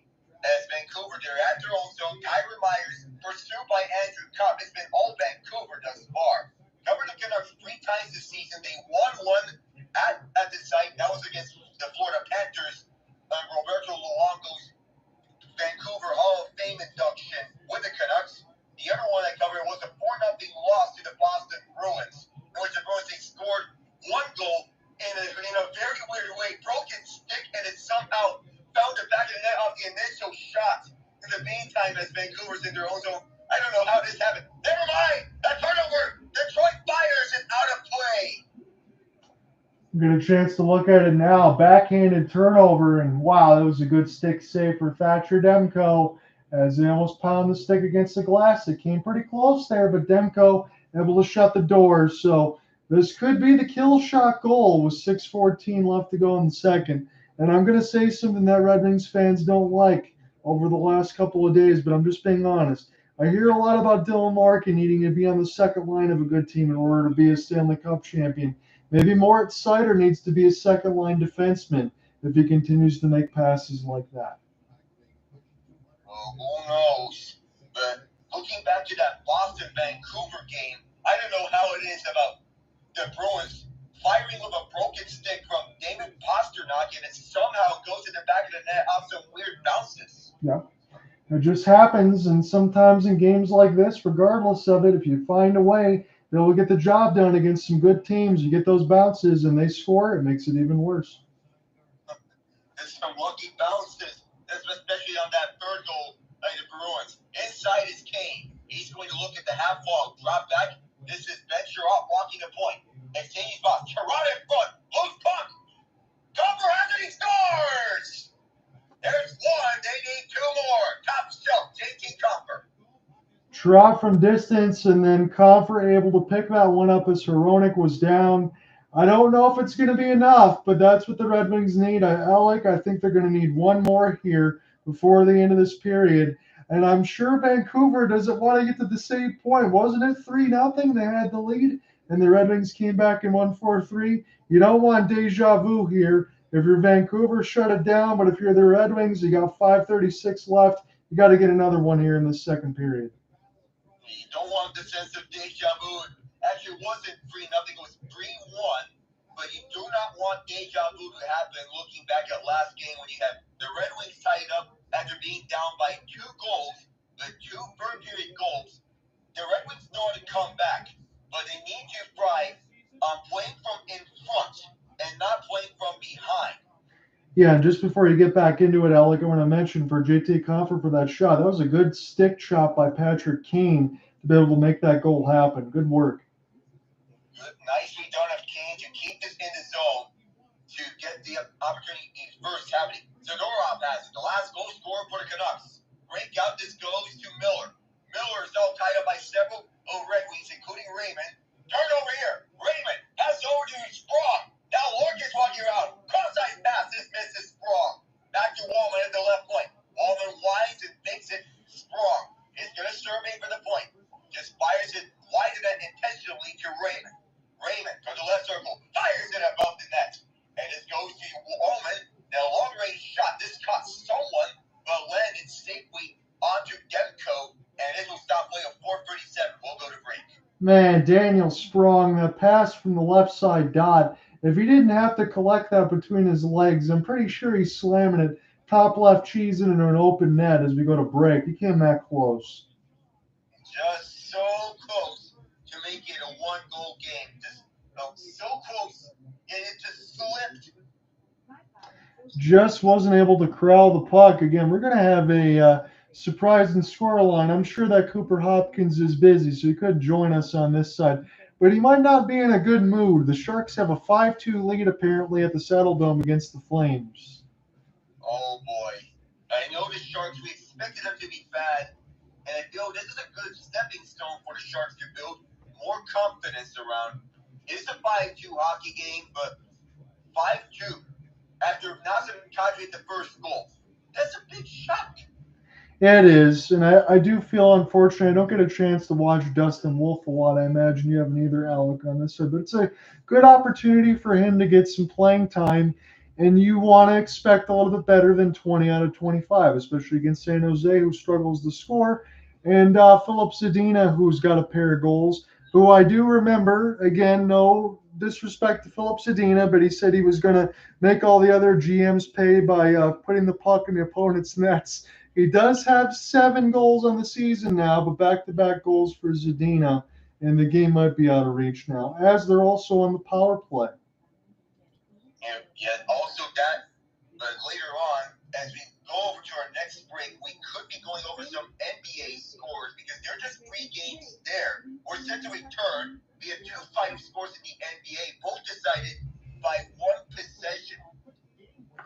We'll definitely have to check those out. We're looking at Connor Bedard in the full face mask. Was he actually playing today? I think I saw him on the ice. Yeah, he made his return to the ice for Crosby versus Bedard, round 2. Old guard versus next gen. Very cool to see. I think that's good timeliness for Connor Bedard. And for him to get back on the ice to play against his idol, Sidney Crosby, the man he grew up watching during his youth. And it must be a nice feeling to play against your idol. You got the win against the first time round, and now it's a road victory for the Blackhawks and the Penguins in the season series. With the Blackhawks winning at Pittsburgh, the Penguins winning at Chicago. Shot wide, essentially, and Cole shoots around, intending for Hoglander. Lindholm tried to pass it in front for Pettersson. This bounced off a stick. Myers keeps on for Cole. Long shot made its way to Lyon at the right pad. Keeping it says Hoglander. Hoglander's just going to tap it backwards for Lindholm. Lindholm's looking. Former 5th overall pick for the Carolina Hurricanes. At the near corner for Pettersson, now Hoglander. Tied up by Compher behind net. Finds Pettersson, and it goes back to the point for Cole. Cole returns for Pettersson. Backhand shot blockered away by Lyon. And Walman shaking up a bit. He's still out there on the ice.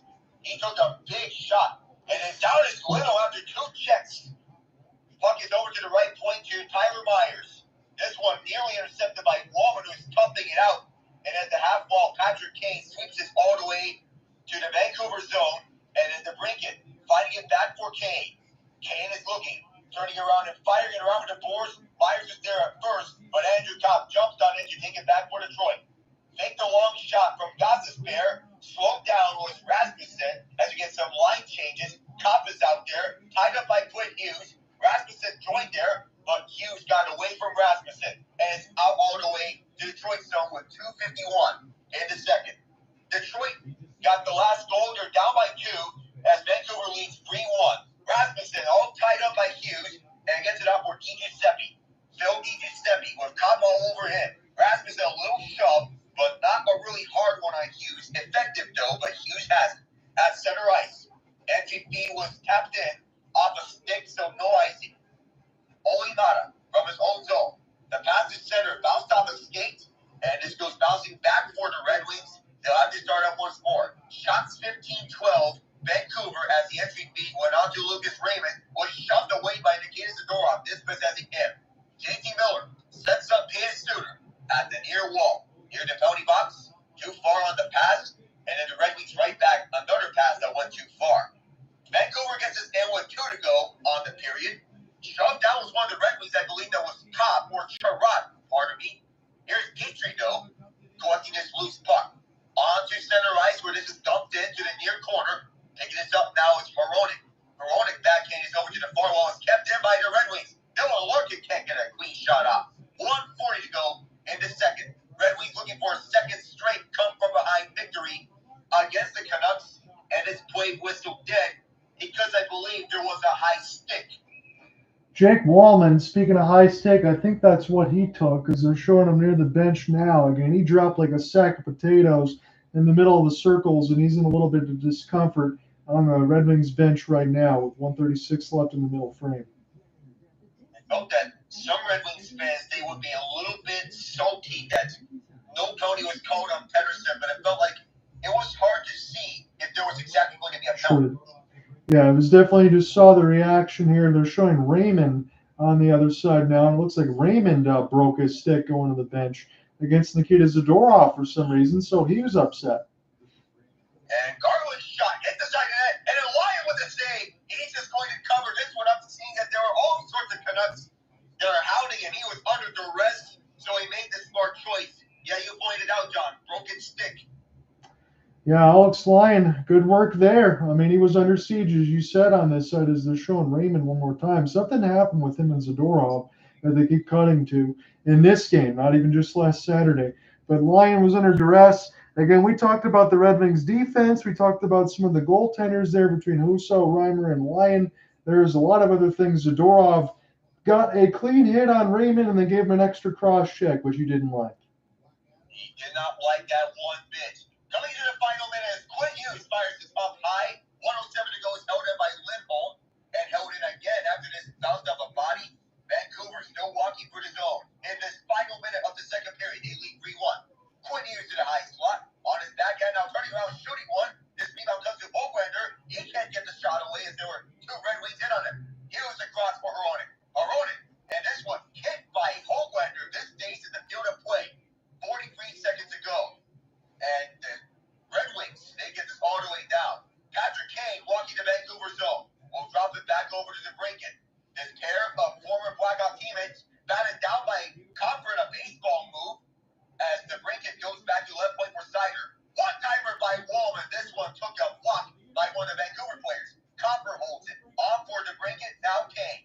Kane at the right circle and fired across, and then Jeff Petrie. That was stopped by Demko. Lifted all the way down. This is Elias Pettersson.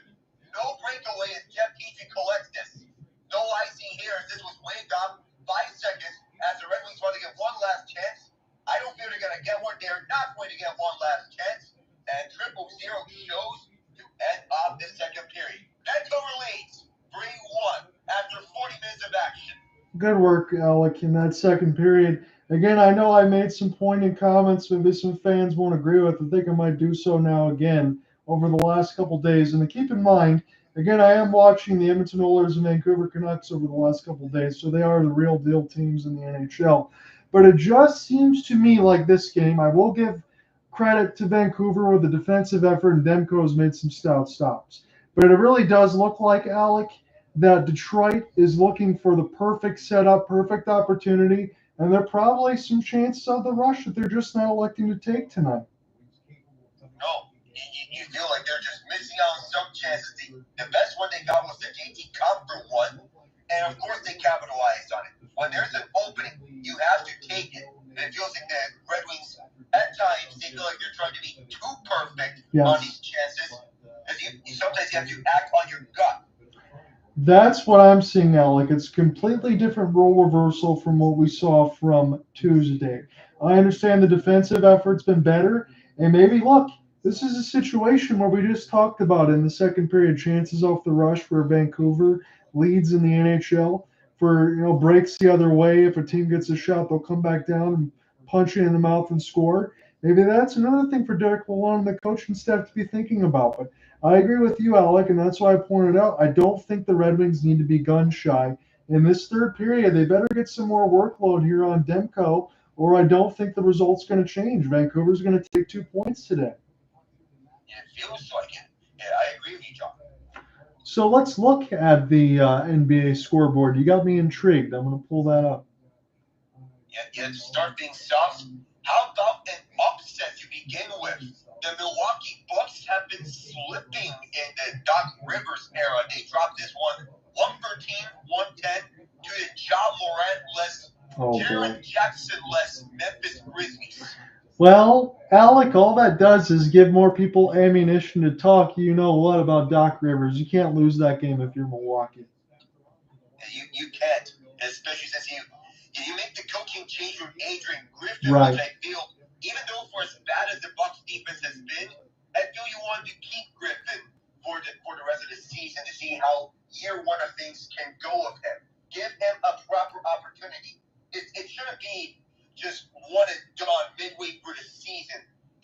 where'd you go at that? Alec, I thought I heard, again, this is speculation, Giannis Antetokounmpo is not going to go out there and say it, but him and Adrian Griffin had some disagreements during some play calling. You could see them shouting at each other sometimes when you're watching the games. But weren't they second in the East at that time by the time that he was fired? The only other team that was better was the Boston Celtics.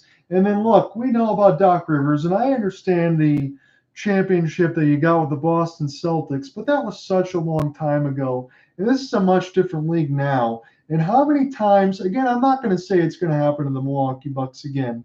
How many times are you going to get in a situation when you're up in a series and you lose, or you have expectations and you don't get the job done? Doc Rivers loves to coach. He might be a nice enough guy, but I don't know if he's going to be the coach that's going to put you over the edge. Yeah, the Clippers can tell that firsthand. The two blown 3-1 series leads under Rivers, 2015 against the Rockets, 2020 in the bubble against the Nuggets. Then you go on to Philadelphia, where you squandered two opportunities to take a Game 7 against the fifth-seeded Atlanta Hawks, and the Celtics team that went out to outscore you 28-3 at one point in that Game 7 in last season. I mean, I don't know what the plan is for Milwaukee moving on from Griffin. Yeah, there were disagreements between Giannis and Griffin, but I don't like this move that they made. What did you think about the Damian Lillard move when it was first made? I felt that I had concerns with the defensive side of the Bucks when they made the move. Yes, it's going to improve the offense because from what we've seen in the last year, Drew Holiday, the offense was suffering decline. Chris Middleton, he's on decline as well, and has fallen from second option to third option. You need to get a second option who's at his peak at the now, and that's why you wanted to make the trade for Lillard. I understand the trade, but it's going to give you a cost on the defensive side. It showed during the season. I agree with you completely. I'm kind of split on that end as far as it. Look, you got to be able to keep Giannis happy because Giannis can say, I want out at some point, even though he's the type of guy that wouldn't do it. But again, his play on the court today, 15 out of 17, 35 points, 12 assists, and it still wasn't enough as they lost 113-110. As Alec mentioned, 27 points. Let me make sure that I get this name correct from Seider Williams. He only averages 7.6, so what's that all about? I mean, he was thrust into the starting lineup because of the absence of Triple J, Jaren Jackson Jr., and also G.G. Jackson with 27 points off the bench, 10 of 17 shooting. He's stepped up ever since his Ja Morant went down. So has Vince Williams Jr., who had 18 points, 12 rebounds, and 7 assists, looking like an all-around guard, stepping up in the absence of Marcus Smart. Look, I'm just going to go through the names here real quick, and I'm not trying to be disingenuous or anything because maybe I don't follow the NBA as much as I should, but just the starting five today: Semi Aldama, Zaire Williams, you have Trey Jemison, and then you have Goodwin, and let me make sure I get this correct on this end, Vince Williams Jr., and you lose in your Milwaukee. That's why we're talking about Doc Rivers and the team in the way that they are. That cannot happen. This should have been an automatic W. And I remember there was one time in which the Brooklyn Nets, they were, 19-point underdogs against the Bucks in the bubble, and they won that game. Yeah, I guess we can say like in the NHL, the NBA, anything can happen in a given night, and you got to be able to keep teams full of respect.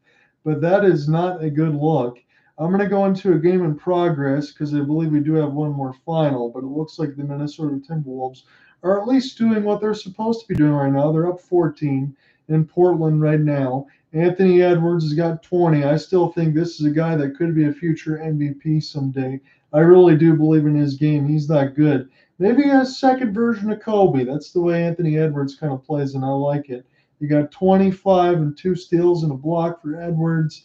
You got 18 points from the Cat, 9 for Gobert with 10 rebounds.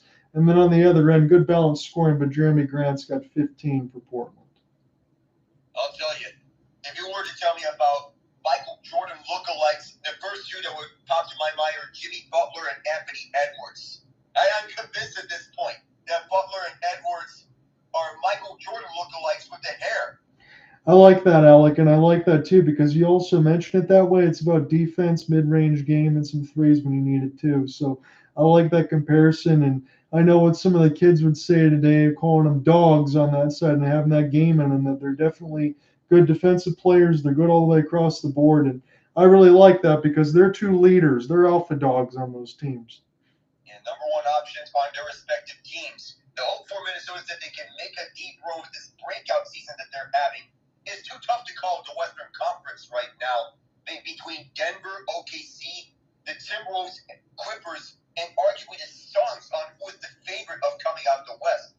Everyone is fighting it for every inch square. Yeah. And cubic centimeter for playoff positioning. It just feels too tight, and there's no guarantee who's going to finish first. Yeah, normally the Pythagorean theorem, the a squared, b squared, c squared is easy to figure out, but that's kind of the way the NBA works right now. And with the play-in, it only makes things a little more complicated. So hope that the best teams can get the top 6 seeds so they don't have to worry about everything else.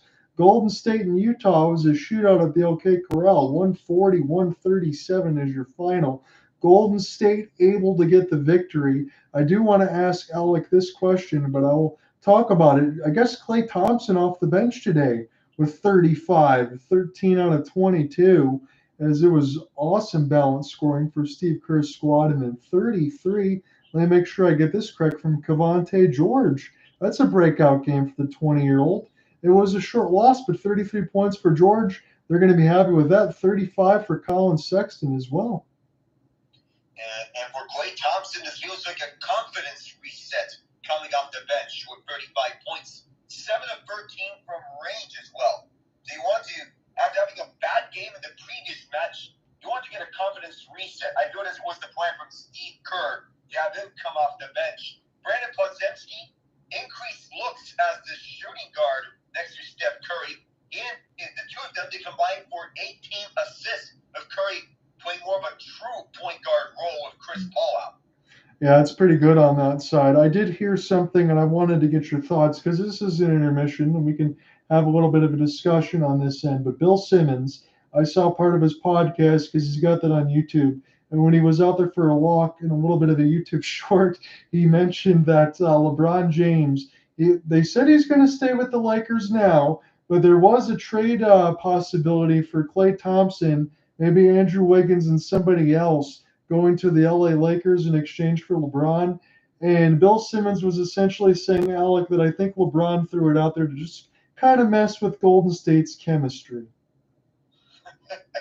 Sometimes I laugh at some of these trade propositions and say, I don't know what is going to take to have these happen, but it's not going to happen by any means, because this would be just not feeling right. You have LeBron on the Warriors.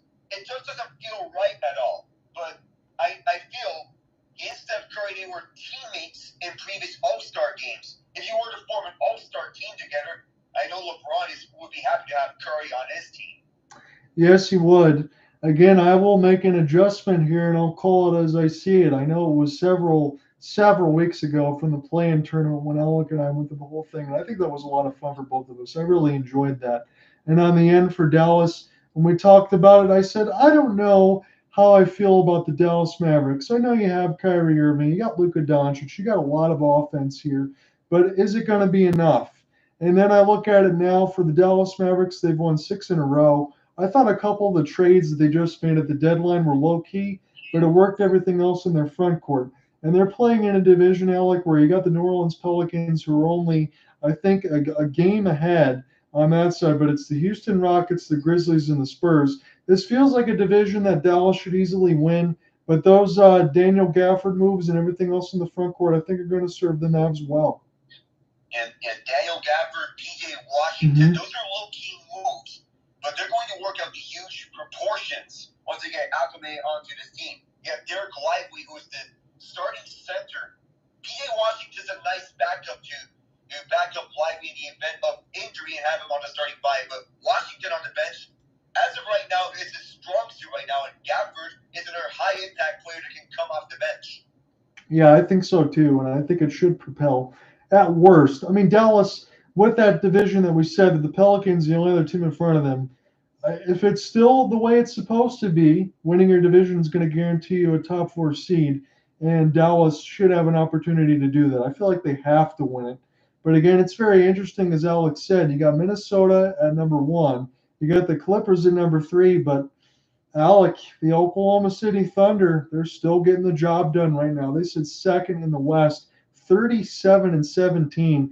And Sam Presti's still got a laundry list of picks to use as this team continues to get scary, and they'll just get better from year to year, I believe. And they will. And no matter what you can do with that litany of draft picks, you can use them to say keep them or acquire big-name players in trade deadlines. I want to get to something else.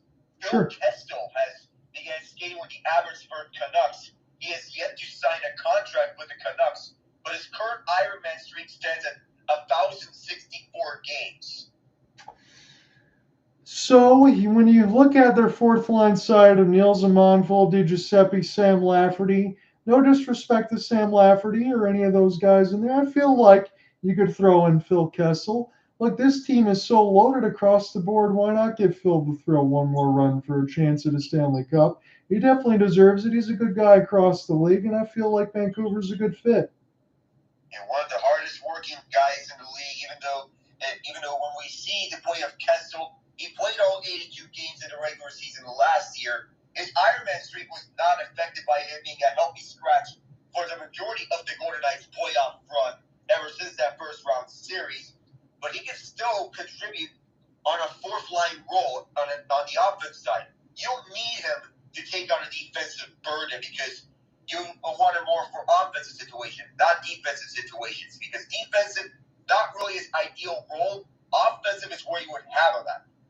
Yeah, you want to have Phil go out there and score some goals. Again, remember him with the Penguins and the Maple Leafs. Didn't he have to battle cancer early in his career and go out there and be able to still get the job done? He's been one of the better players in the NHL for a long time, the Ironman streak and all that.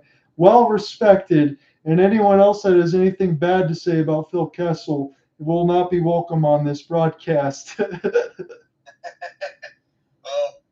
Kessel slander, definitely not tolerated at all.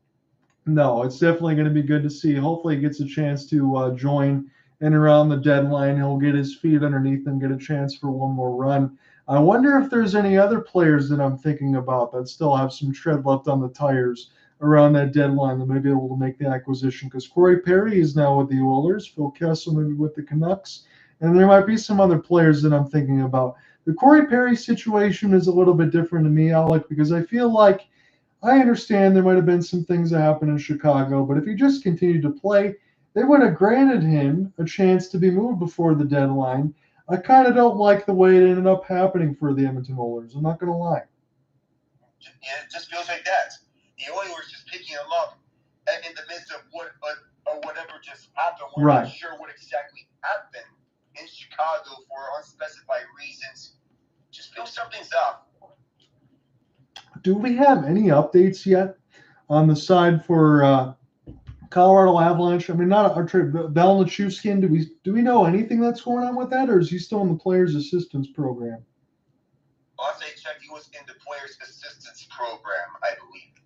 Because, man, I mean, Colorado, Val Nichushkin, he was at a season, maybe he was going to have like 30 goals, 30 assists already. He was on a hell of a run. I kind of wonder if Colorado is going to be able to get him back. I imagine before playoff time he will be in a uniform, but it just remains to be seen. I talked about this with Cooper a couple times, Alec, but ever since the stuff that was going on during the playoffs against the Seattle Kraken, we just haven't gotten any clear word about what's been going on with Nichushkin. We don't know.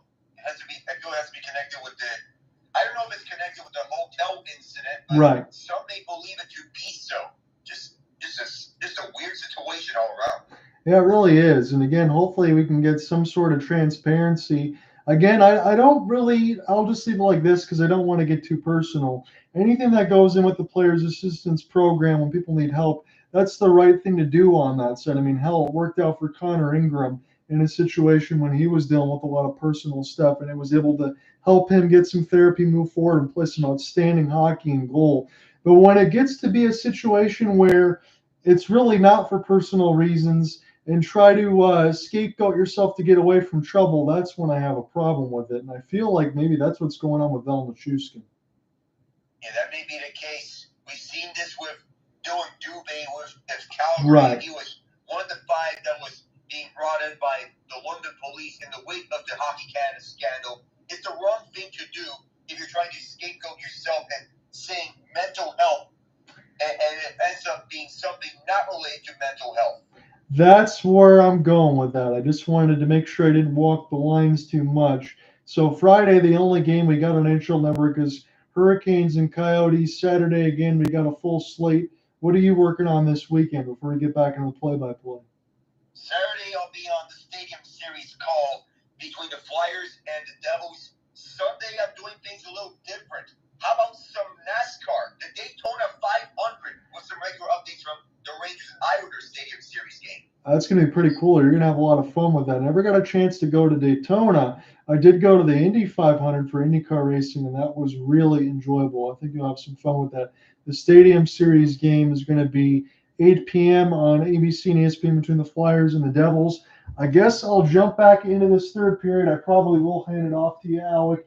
We'll see if the Red Wings are on a roll. I might be superstitious and go the whole way through. So I don't know yet, but I think we will handle it off. But I'll start it here. So Dylan Larkin loses the draw, and now it's Gostisbehere, as the Red Wings will try to take this one left or right. I do want to keep this fair with my broadcast partner on this side because I'm glad that Alec joined me because I was sweating this Tuesday, Thursday side of these games. We will get a whistle with 1944 in the third as we're just underway. Yeah, slashing. I believe it's Quinn Hughes who knocked the stick off of Lucas Raymond. Very clear right in front of the official's eyes. Once you knock the stick off of someone, whether it be if it's deliberate, yes, going to draw the referee's attention. Man, oh man, this is the 4th power play opportunity. And again, Lucas Raymond draws another one. That is 5 drawn in the last 2 games. And Rick Talkinson is making sure to telling his guys to calm down a little bit. Don't get upset about it. Just kill it and move on. Seems like that shouldn't be a problem because the Red Wings power play hasn't done anything in this game right now. This is slap shotted around the end board. Sprong can't find it. And Vancouver. Sprong now forces a steal. Backhand. Putting it around the cage for number 88. Patrick Kane. It's Seider. Left side one-timer. The shot gets blocked. Red Wings at least elected to shoot that quickly. Maybe need to do so more. Seider. Kane. Kane patient. Surveying near the right side, dot extra pass in tight, back to Kane. Kane has space. He goes for the top left corner, and it goes up and out of play. But I like the shot selection because that corner was open, Alec. Yeah, that was open. Right circle for Patrick Kane. He picked the top left corner. He thought it was open, just beat out by the blocker back to that. Will react to his gut, knowing that he had no time to react. Looking at Patrick Kane again, I just wondered. I'm not trying to be superstitious or thinking about it like him a lot more than I should, in the sense of it's kind of weird saying a Blackhawk enter the Red Wings, but we saw with Chelios. Gostisbehere, this one goes wide, but I'd like to see Patrick Kane stay with the Wings. I don't think it's going to happen, though. We'll see what happens next year. As this is sent around the left side, I don't even know if he's going to stay at the deadline. Cross pass, Raymond, backhand. Larkin falls down. It's Raymond now. Recollecting to the left side. Dot shovel chance. Good stop by Demko. This is Red Wings still on the outside. By slot. Raymond will get it. Pass to D. Gostisbehere. Circling. Larkin 1T. This is going to stay in for Lucas Raymond. I think Vancouver might be able to get to this. David Perron near the left side. Again, Derek Lalonde's not switching power play lines here. They're staying with the top unit. They have struggled a little bit. And Vancouver's just kept them on the outside. That's the way it's been. All the way around the end boards. Compher in between his legs. Behind the net now. Near the left up. Perron. Compher. Cross. Raymond. Bounced off his skates. Raymond now has it. Right dot. Red Wings. Larkin. Back pass to Perron. This will be played by Ghost. Back to David. Larkin. High slot pass gets picked off. Sent down the ice. It's another one of those power plays, Alec. The 4th looked like the 1st. All sorts of puck possession, no goals. 3-1 scoreboard. And now the shot board, Red Wings are in front 17-16. But at least they made the adjustment as we asked for. Shoot the puck. As this is power play expired. 0 for 4 of the Red Wings. We'll try to get this now uneven strength, racing near the right dot. It's Christian Fischer. Fischer power move. He gets taken down. Try to get back to his feet. Andrew Kopp gets a couple chops at it, but it is Vancouver escaping the pressure with Teddy Bluger. As this is catched by a line in the air, and we'll get a stoppage with 17:21. That looked like a football punt on the how that was caught by Alex Ryan landing on his glove. But this power play, Lucas Raymond, he was open. All sorts of this looked like similar to that first power play where Detroit they would have possession for most of that power play, but unfortunately no puck luck. Can't find it back in the net. That might have been a good stick in the lane I saw from JT Miller, if I got the number correct, that just stopped Raymond from getting a wide open look near the dot, and that might have saved a goal. So it's Andrew Kopp against Ilya Mikheyev, and on the draw, you have to give it the advantage here for Kopp, and he will win it. As it's Seider, long flip, and hopefully Vancouver doesn't keep this in again, because some of these are just forced passes. Seider now will send this one near the left side. Now, I don't mean to be so critical of Mo, because I understand the other four defensemen that are on the ice, but he's really got to play perfect hockey, and he's got to play a lot of minutes. That's the way it is right now with all the other veterans. Again, you got Simon Edvinsson, you got Trey Augustine in the pipeline and goal, as this one will be stopped down by Thatcher Demko. What I mean is there's a lot for the Red Wings to work with, but it's not going to probably happen for another year or a year and a half. As this goes off the backhand side, they're just going to have to try to hold for a wild card spot if they can.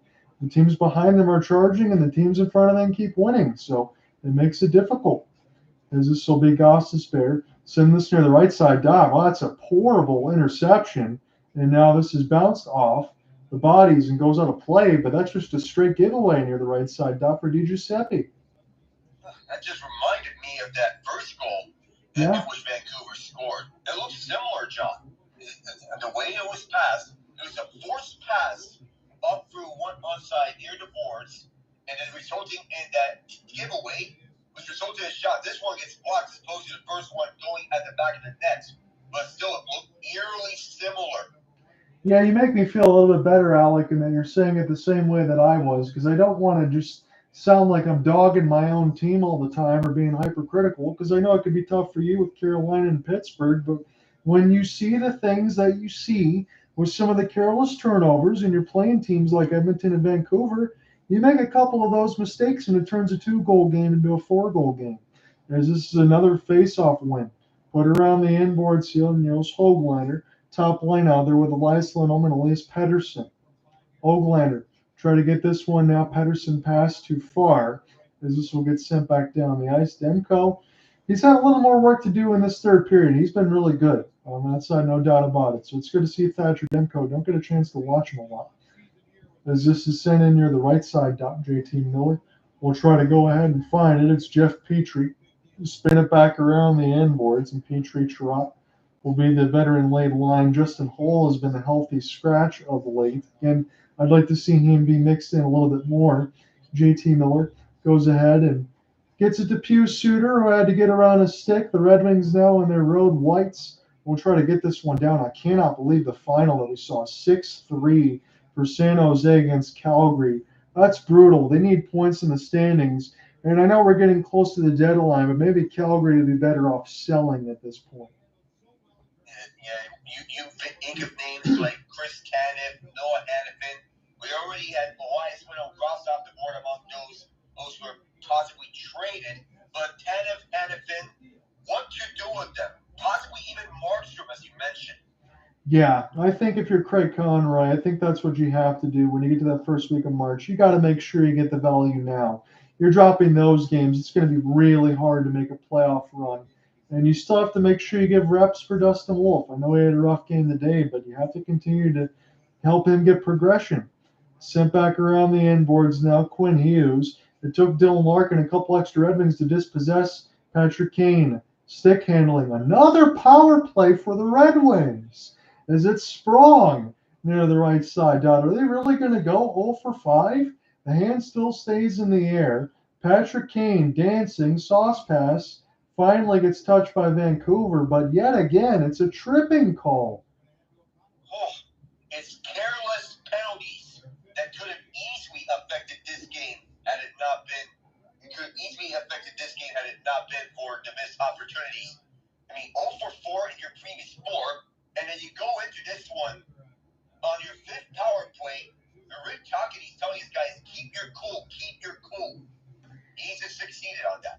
Yeah, you have to. And Bluger kind of looked like he pulled the chair out underneath Daniel Sprong. They got some air on that one. Thankfully, he's okay. The Red Wings 0 for 4 with 4 shots. Alec, this is the time I have to say this is a must score for Detroit here. Near the right side, down cross. Oh, what a stop for Demko on Kane. As it's Seider now near the left side. Kane got robbed. As this is picked up now near the left dot. Red Wings patient. Can they get it again? Patrick Kane was wide open. Here's a chance to the screen. Vallejo gets denied off the second rebound opportunity. Here's the shots we've been asking for. Red Wings, Seider, Kane. Keep number 88 on the ice as this is finally sent back down. Alex Lyon runs all the way back to stop it. Seider has it. 1:15 left to go on the power play. This is Patrick Kane. Find the entry for Sprong. Sprong backhand. Seider through the traffic. Goes wide. Trying to find Vallejo. And this is flipped down the ice again by Vancouver. Stopped by Lyon near the left dot. 13:45 left to go in the third. Patrick Kane gets robbed by Demko. It stays a 2-goal game. Compher try to get it near the right side dot, wrap it around the end boards. We'll see if David Perron can make something happen. Near the left side red line. Compher still working him behind the net. He's done so all game. That's what he wants to do on the Red Wings power play now. Sets up the screen. Perron, left dot. Raymond's pass attempt for Perron is too strong. And now this goes to the neutral zone. 25 seconds left to go in the power play. Dylan Larkin falling down, trying to make the play, and the Canucks will get it down the ice as it's Gostisbehere holding it now. 13 minutes left to go in the third. The Red Wings starting to need some goals here. They don't want to go 0 for 5 in the power play, but it looks like they're going to. Compher, backhand, shovel past Raymond near the wall. Gostisbehere trying to hold it in. Raymond effort. He'll hold. Larkin, sharp angle chance. And it's saved by Demko as Larkin gets some pushing and shoving. And DiGiuseppe, got to be careful there for number 71. Don't want to see him take any hits. But wow, what a stop from Demko on Kane. That was perhaps the save of the night, John. For Demko to go all the way, and then Patrick Kane thought that he had it all the way open. Well, not anymore, you're not. That is supreme goaltending. Again, Thatcher Demko, you might talk about it over the seasons where you rank him as far as the 32 teams. I understand Thatcher Demko's dealt with some injuries, Alec, but I would be safe to go ahead and say that Thatcher Demko, and this might sound lowballing on my end, but no worse than a top 8 to 10 netminder.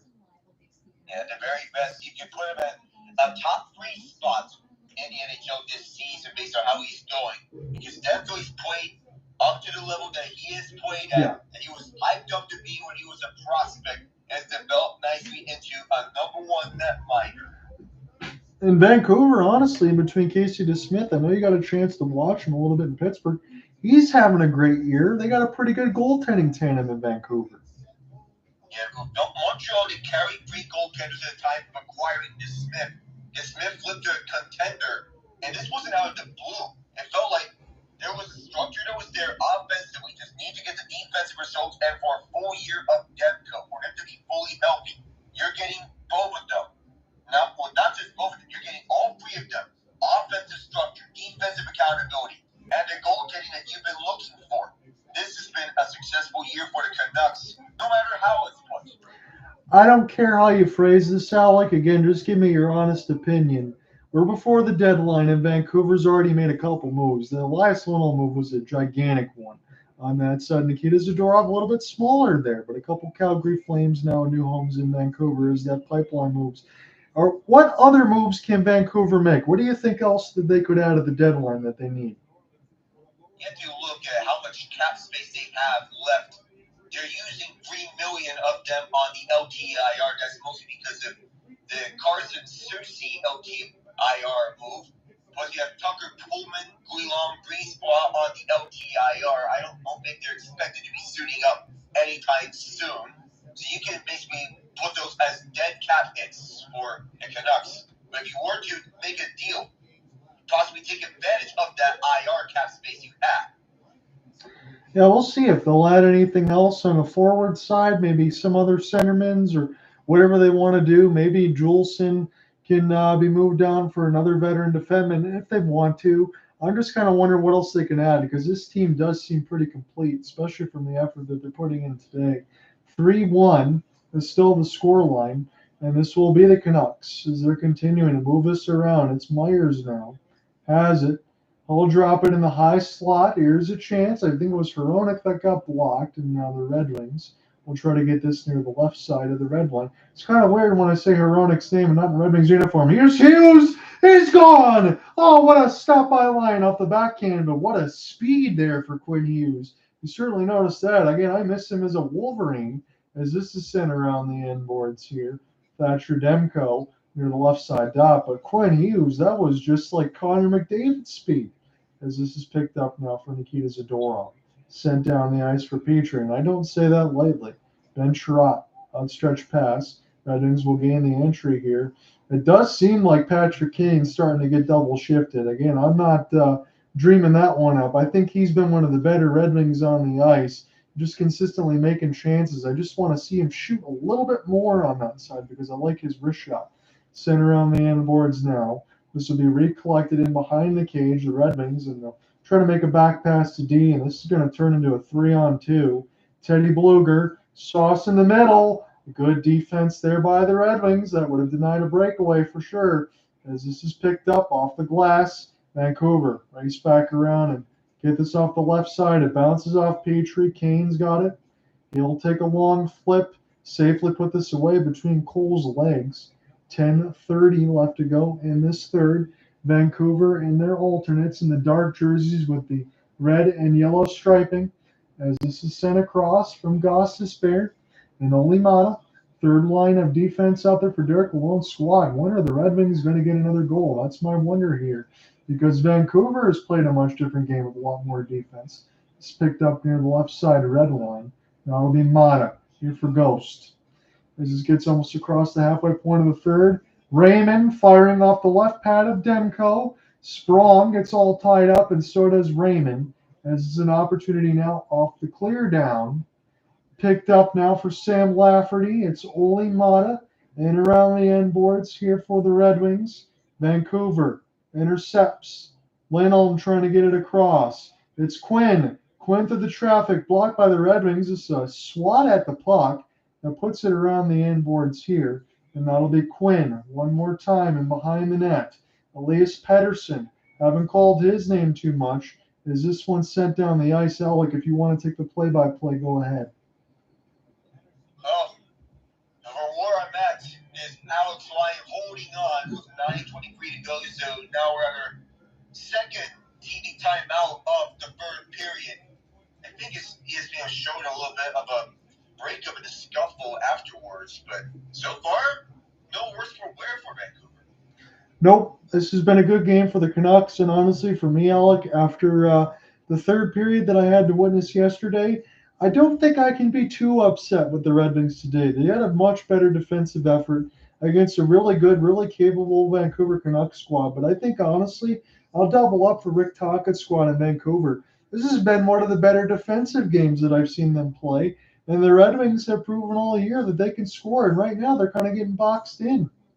Yeah, it feels like that sort of vibe. A more defensive style game where Vancouver even forcing the Red Wings to the outside for the majority of this matchup, and the only one that they've given up on the inside relatively on most opportunities is basically power play, and then that one chance by JT Compher.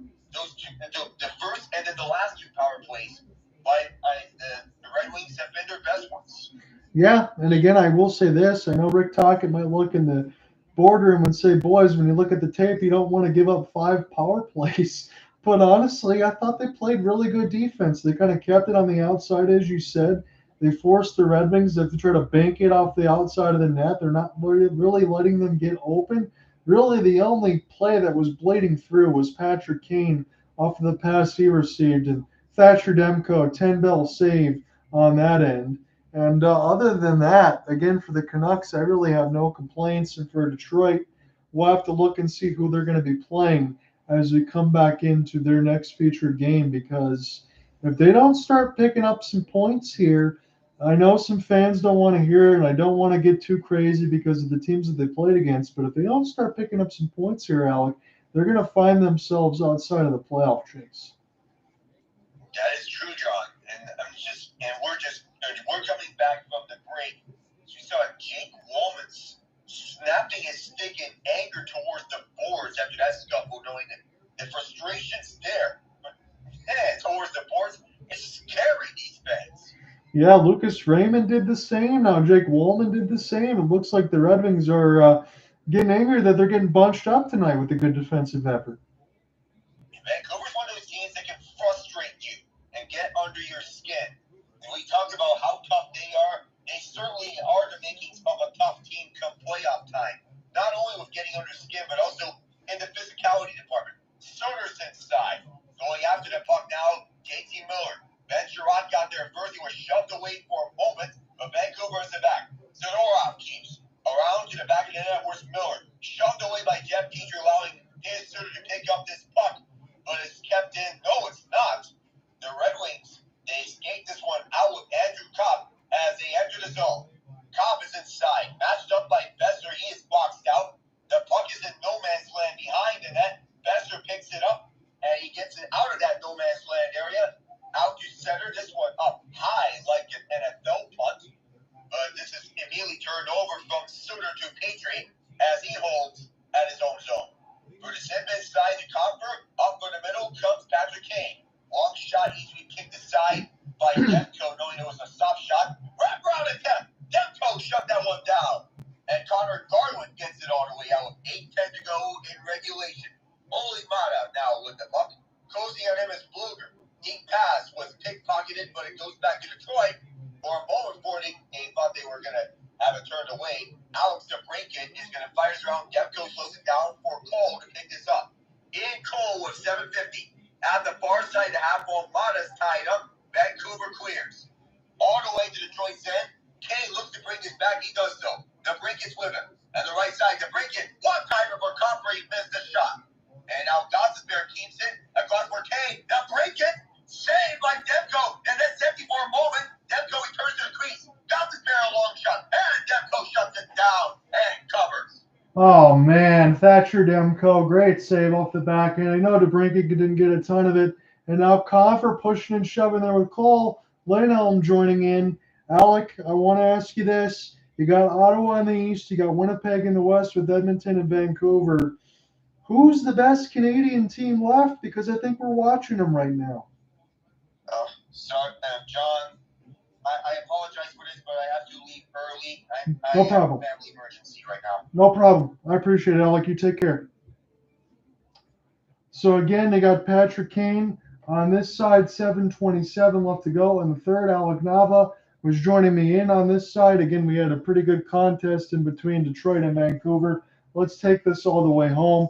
If Cooper Hopkins does join in, we'll get him back, and he wasn't able to join today. Alec did the best that he could on this side. No, let's stay in as long as he could. And again, I appreciate him in here. It has been a rough couple of games. You got Ian Cole in there now. 7:27 left in this third. We will see what happens for Detroit if they can continue to hold on as Kane and DeBrincat trying to make something happen here. Again, Kane has honestly been one of the best Red Wings that I've seen over the last couple of games.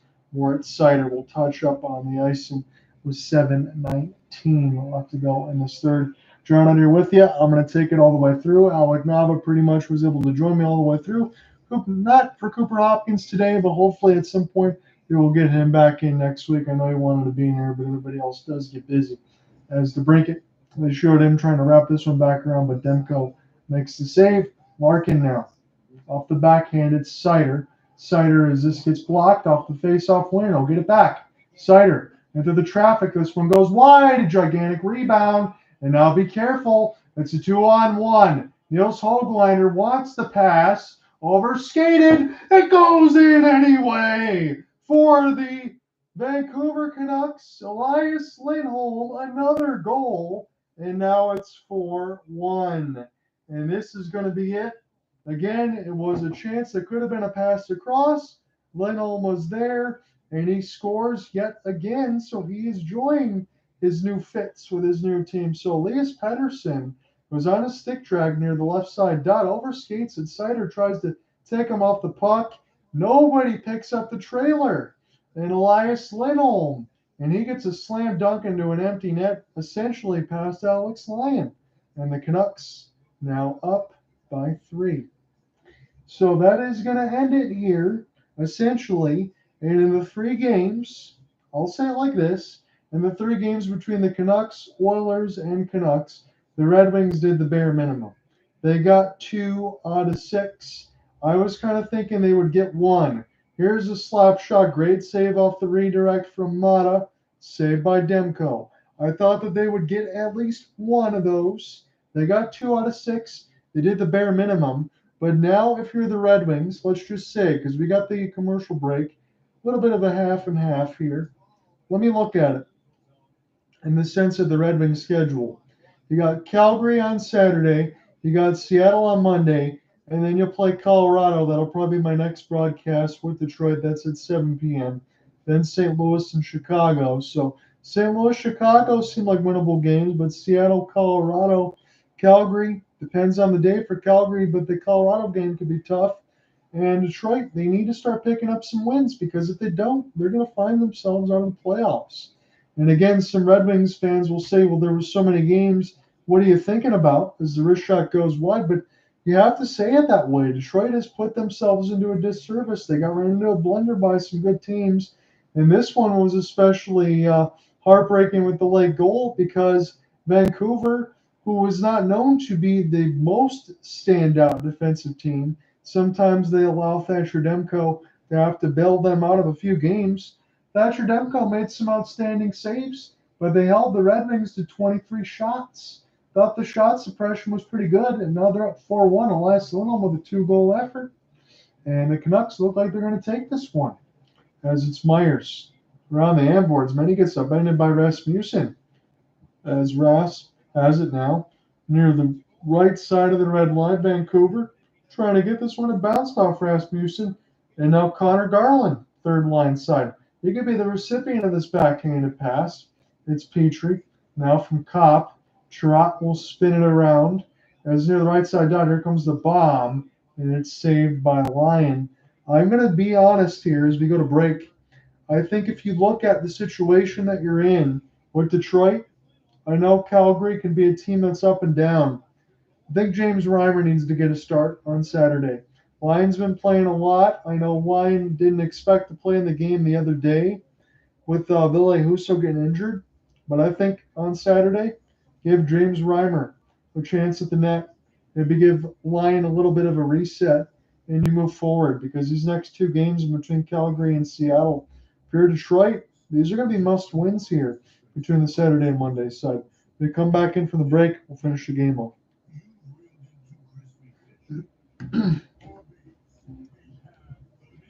So I appreciate Alec Malva joining me in most of the broadcast. John, I'm here with you. I'll take you through the end of it. It's a big lead for the Vancouver Canucks. It's 4-1. Elias Lindholm just got his second of the game, and that looks to be where it's going to end. If we look into the NHL standings, I know it'll be up to date as far as the game. So the Red Wings will be at 53 games with 60 points. That's exactly where the Devils are with 58, and the Islanders are with 57. So this is going to start to get tight, and it's going to put you in a situation where Saturday and Monday are must-win games. So Hockeytown Heritage Night, Thursday, February 22nd, that is when they're giving a Darren McCarty stick case giveaway, and that's against the Avalanche. I think that Game 56 on Thursday will be my next Red Wings broadcast, and then we'll probably step away from Detroit for a little bit. But Detroit, Colorado is definitely something that I always think about. I don't think Cooper Hopkins will be able to join me for that one, because it'll be 4 o'clock his time in the Pacific, 7 Eastern. But I think I might do that, and depending on where the Flames go as far as their games, we might pick them up on that side. So coming up on Red Wings Live, they mentioned not enough offensive pressure, and I think that's what you have to say. Third period, they fired more shots to the net, but then that first 40, they were a little bit silent.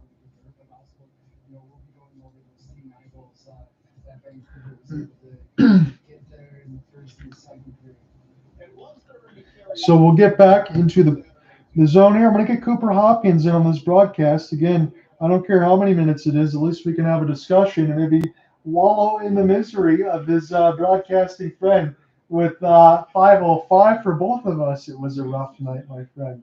As this is sent down the end boards here for Moritz Seider.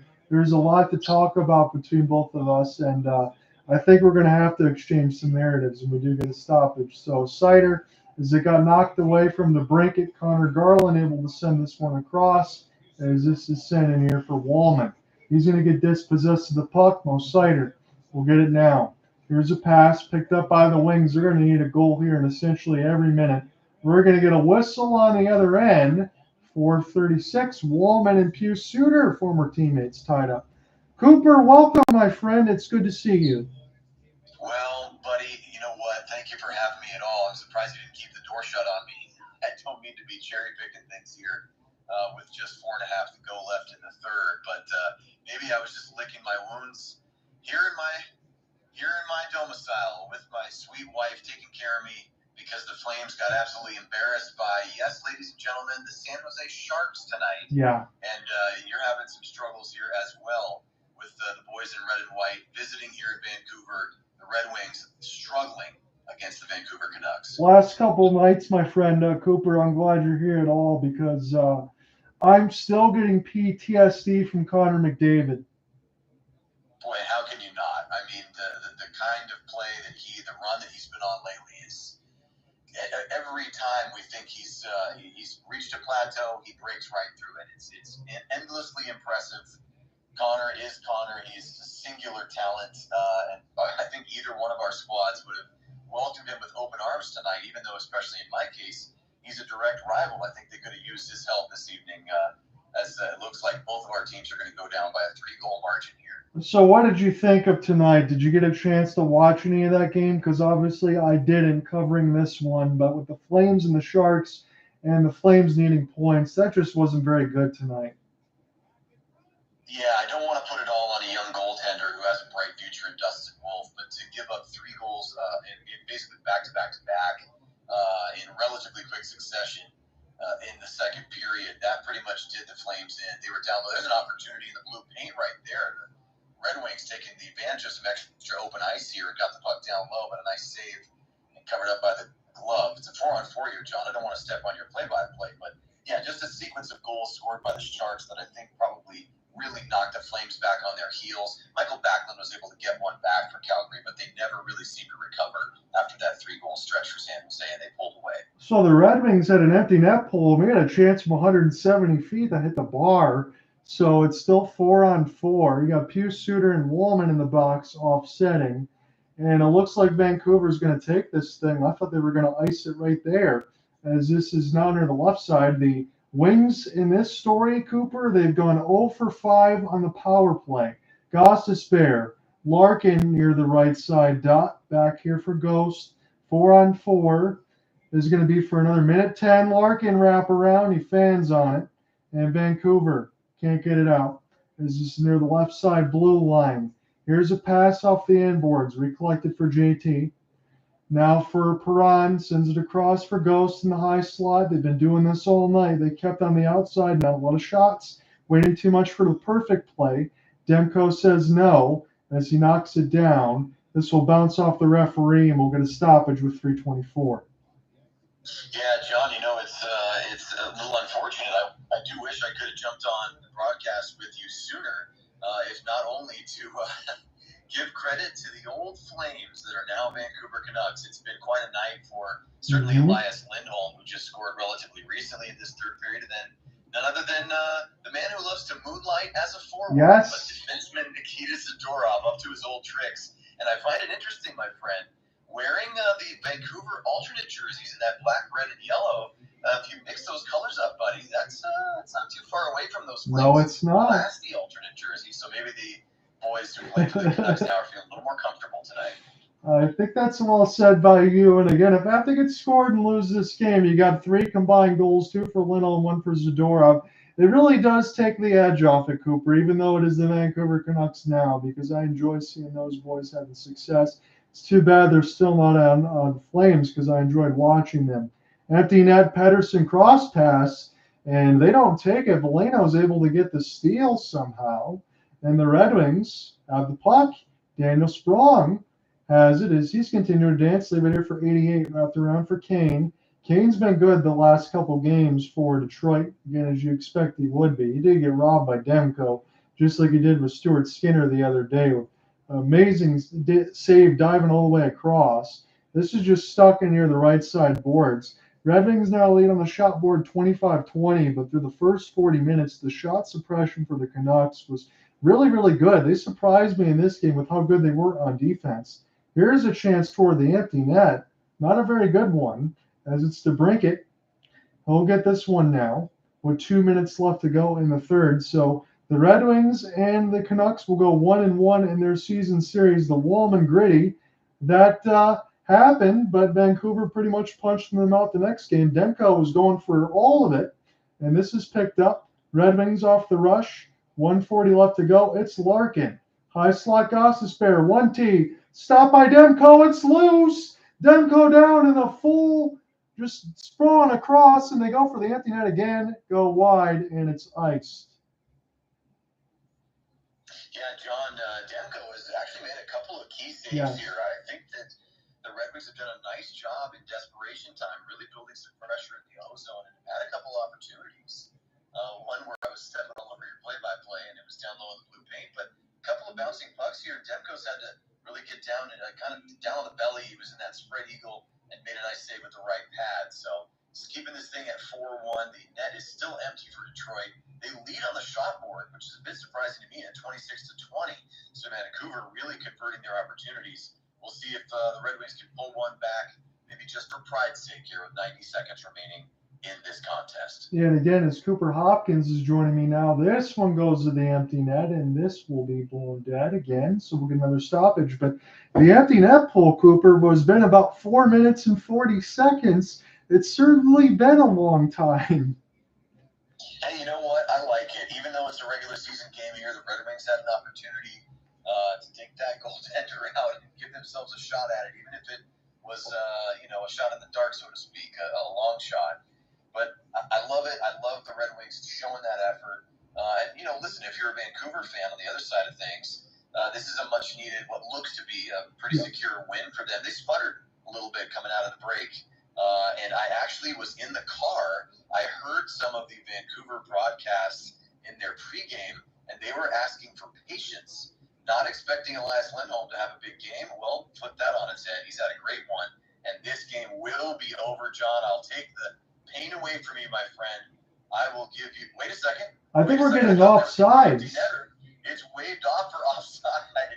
You get it. You jump in there. Look, I was missing that referee waving it off. It could have been 5-1, but the Vancouver Canucks go well offside, and that empty net goal will not count. Yeah, they're hungry for the empty netter right now. But Elias Lindholm, if you want to talk about patient patience, it's already been 4 games for him, and this is his second game already where he's got at least 2 goals. So how much patience do you need? I mean, he's already played well.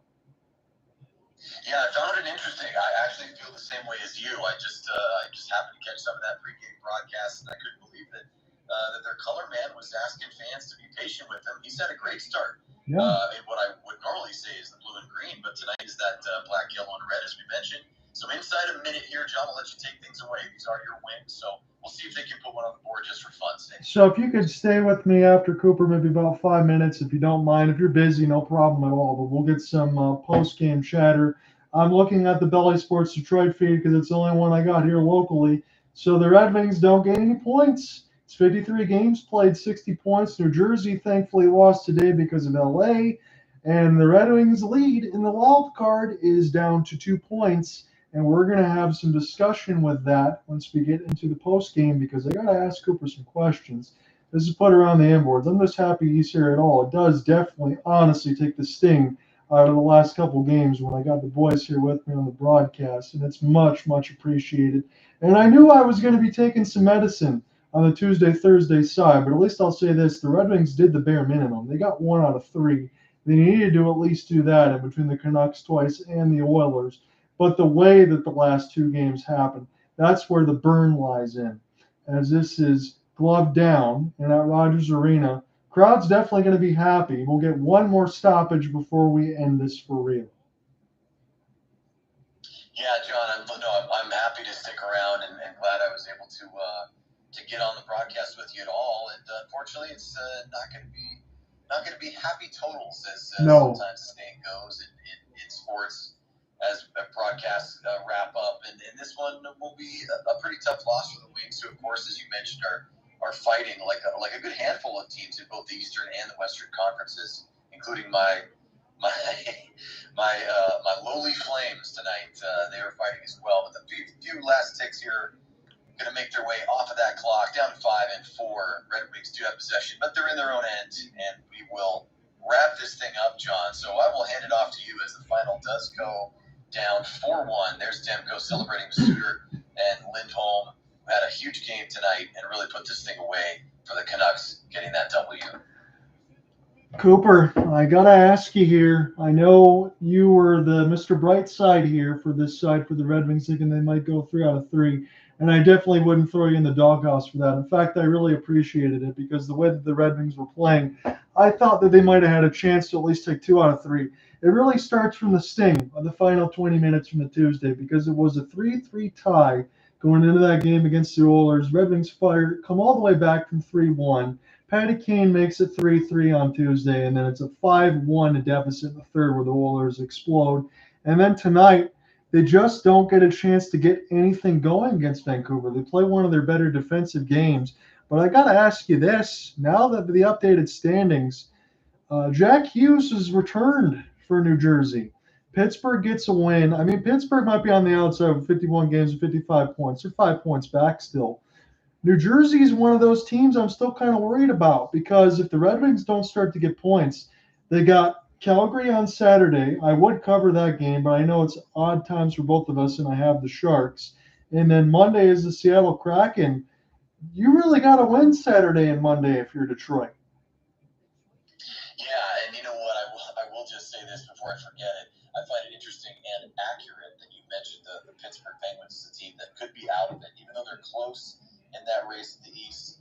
It makes me look at the West, and who am I going to compare the Penguins to? I'm going to compare them to the Flames, but the Flames sit at 55 points, having played 53 games. So I think that fates, even though they're not sealed for any of these teams that are on the outside looking in, you can't be losing to the San Jose Sharks in that respect. And listen, the Red Wings losing at Vancouver, having a difficult road swing kind of out in the West, or at least that Western Canada swing, that's understandable.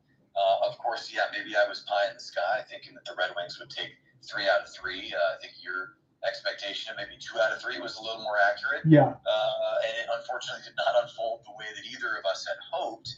But I still believe, and I do believe, from what I've heard, I do think that a lot of the NHL media and fans still have some faith in Detroit. My question for you, sir, how are you feeling after taking a couple of L's, one of which was quite memorable in the worst way? As a fan, try to take the broadcaster hat off. Let those emotions flow, my friend. Now's your opportunity. How are you feeling with that outlook, and where do you think we're going to sit here, let's say in a week or maybe 3 or 4 games or so with Detroit?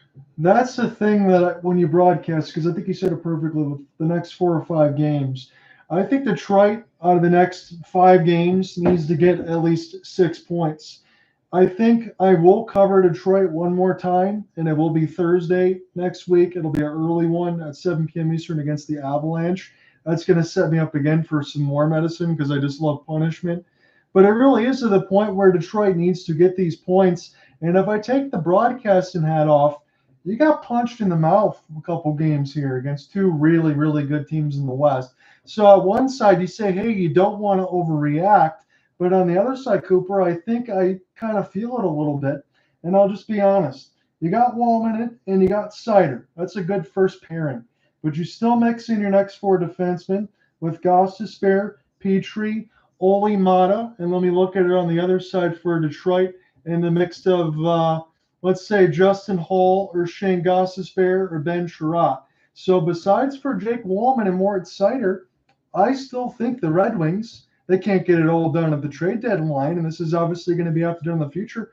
They need 4 extra defensemen, and they also need some goaltending help. We saw Trey Augustine in the World Juniors. Hell, I just saw him dominate Michigan and Michigan State duel in the D. He's a great goaltender. He's 18 years old. He was the Red Wings' second-round pick last year.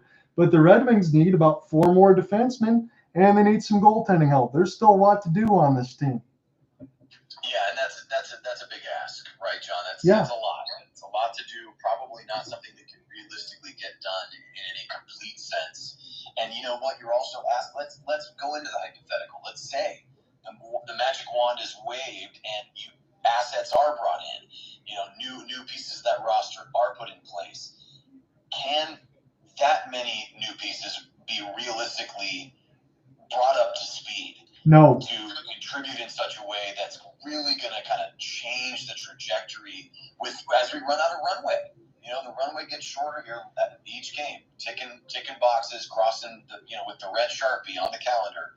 Squeak, squeak, there goes another X, another day on the calendar's gone in this regular season, and it's just tough to imagine a team turning things, or listen, I don't want to say turning things around for the Red Wings, who still are right there in that playoff mix and still in a spot. So credit to the Vancouver Canucks beating a playoff team tonight. But in order to maintain that spot, I can feel you that we've been there before. Yeah. Covering Flames games, it's tough as a fan to see those steps forward kind of be shaky. So I'm hoping for the best. I remain positive. But you make great points about what needs to happen with the Red Wings. Yeah, I'm just going to take a couple more minutes here, Cooper, and then I'll let you go because I want to throw this out there. Let's say you make some of those defensive moves. Well, I told you before with Simon Edvinsson and some of the other defensive pieces that the Red Wings have, they got a lot of good defensive players in the pipeline. You got Nate Danielson who played in the World Juniors. You have Marco Kasper, who was one of their top picks. Tons of other guys that will be ready, but they need seasoning and need time to play. If I'm Steve Yzerman, I'm not flipping those guys away at the deadline to go ahead and make some moves because essentially what you're asking me then, Cooper, is are they going to beat Florida, who's the number 1 seed right now, who just usurped Boston? Are they better than Florida, Boston, Tampa, the Toronto Maple Leafs? The answer is no. You don't sell your assets at the deadline. You make those moves by moving up your guys from the Grand Rapids Griffins in the offseason and then giving them season. Yeah, look, once again, I mean, no shock to me. You're absolutely dialed in when it comes to all things Red Wings. And yeah, if we take what you just described as fact, which I believe it is, all of that was very accurate. It makes a ton of sense to me, and I think would to any Red Wings fan who pays attention. The question becomes, do we start to stare at another season? And it's not entirely similar to last year, but one where strides have been made. But let's say the unfortunate does come to pass. Maybe the Red Wings just missed the cut.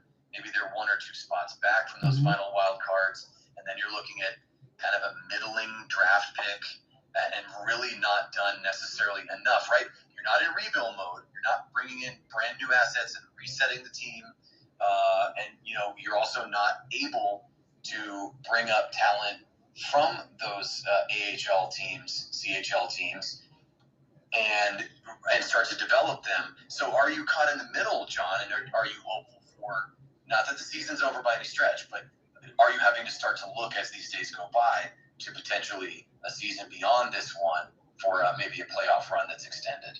Yeah, I think next year will be the time when I always ask you during our shows whether the Wings make the playoffs. I said safely next year. And if they fall out, they fall out. I don't want to try to fight to be able to stay in. I think that would be the wrong thing to do. The last question I have for you, and we'll figure out next week, and I'm sure I'll send you some messages so we can get on a full broadcast because I definitely miss working with you and talking with you. But I do want to ask you this, and we'll close out because I do want to close out on a thing of the Flames here. I saw some rumors the other day that the one team that was in the mix of the services were the New Jersey Devils for goaltending, and they wanted Jacob Markstrom. Any credence to that? Yeah, well, I mean, I think it was Elliot Friedman that was breaking some of that news, and then more details have come out. I believe initially the thought was that Markstrom was not approached by Craig Conroy and team of the management of the Calgary Flames. It seems like that may not be the case, meaning that Markstrom may have been approached. I believe he does have a clause. Yes.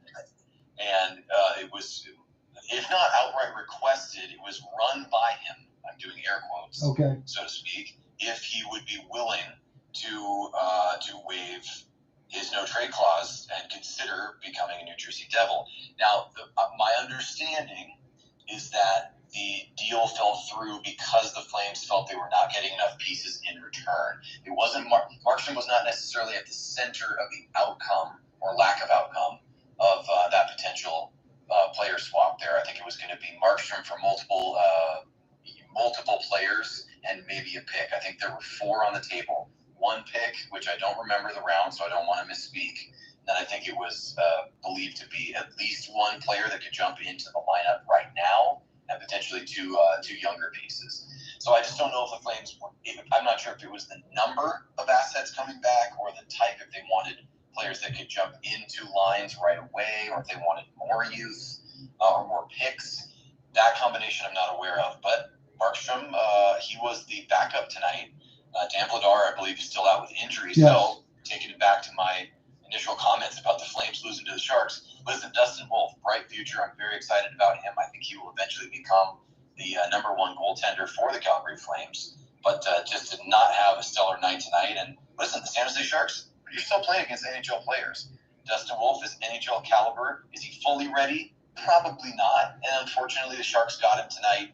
And the Flames all of a sudden find themselves, after a nice stretch, a little mini winning streak, now they've really faltered, and it's going to be back to that old narrative, John. How does Calgary bounce back? Yeah, and it's going to be for Jacob Markstrom and the rest of the crew. You got to sell high, because by the time Markstrom's deal's done, he's going to be 36. He's 33 right now. So if you're Conrad, you got to be able to stand your ground, and I don't blame them for trying to make the move right now. I'm not saying he's not excellent, because he covered the game on Monday. Markstrom stopped the New York Rangers from possibly winning by 5 or 6. He was that good in the first period. And it's really going to set up some interesting things on Saturday, because the Red Wings and the Flames both play each other, and they're going to be 2 desperate teams. Yeah, and you know what? I was just talking about the trajectory of the Red Wings season, which right now is certainly more positive than the Flames. But hey, we both take the losses tonight, and those teams are going to be clawing at one another to get back to a place. And again, to credit to Detroit, being in a spot that the Flames frankly would like to be in right now. And the Flames season once again, after thinking that it wouldn't be this way, it once again hangs in the balance, where I think if a loss to the Red Wings, the alarm bells are really going to be going off, and I think a loss, even one more loss beyond that, you could start to see Conroy have to start making moves again. He, I think, has been able to put things on pause. The fan base, the team itself, really found some belief in that winning streak, and that has got to be shaken tonight after the loss to San Jose. So once again, John, you're right on the money. And it happens to be both of our squads that are going to face off against one another, and that could determine a lot moving forward. So we'll figure it out. I'm going to let you go on this, because we'll try to figure out our next games if you are available next week. And I hate to throw you for the fire, because I just put myself through it, but Thursday, 9 o'clock Eastern, Boston, late game, and then Saturday, Battle of Alberta against Edmonton. So we'll see what the Flames are capable of. Yes, sir. And listen, let me just ask you before we close out tonight, are you planning just to sit back, and you got to take a break sometimes too, buddy? Are you going to just watch that game between the Wings and the Flames, or are you going full bore? You breaking the mic out and going to cover that thing? I would, but my Sharks game's at 5:30, and that one's at 4 o'clock, so I cannot. A little too tight. I'm thrilled to hear that things are still moving on with the Sharks. Definitely go that way. I will have the game on. I'll be thinking of you, and hopefully the Sharks broadcast goes really well. I will say in as friendly a way as possible, may the best team win between the Wings and the Flames. And who knows what version of Detroit and what version of Calgary we're going to get on the weekend. Yeah, let's see if we can get at least an overtime result so both teams can pick up some points. How about that? There it is. Yeah. That's a good friend right there. That's a good man. I appreciate it, John. Yeah, we'll have some fun when we get to recap the outcome of that game, and best of luck on the Sharks broadcast. And hey, thanks for not keeping the door locked on me. You let me jump on the broadcast here late in the third. Again, the final 4-1 Vancouver, unfortunately, takes the win, and we'll see. Exciting game coming up between our teams on Saturday. Yeah, and then we'll see next week, like I said, in between either Boston or Edmonton. If you want to jump in on that, just text me and let me know, and we'll figure it out because it's been far too long for a full broadcast from us. But I appreciate it, Cooper. Thank you for helping me out a little bit because it's been painful the last couple of days. Hey, that's what we do for each other. we know what it's like to be on a bumpy road, and I'm looking forward to calling a game with you soon. We will be in touch, and we'll get at least one of those next week and have some fun. All right, sounds good, man. You take care, okay? All right, pal. Adios. See you.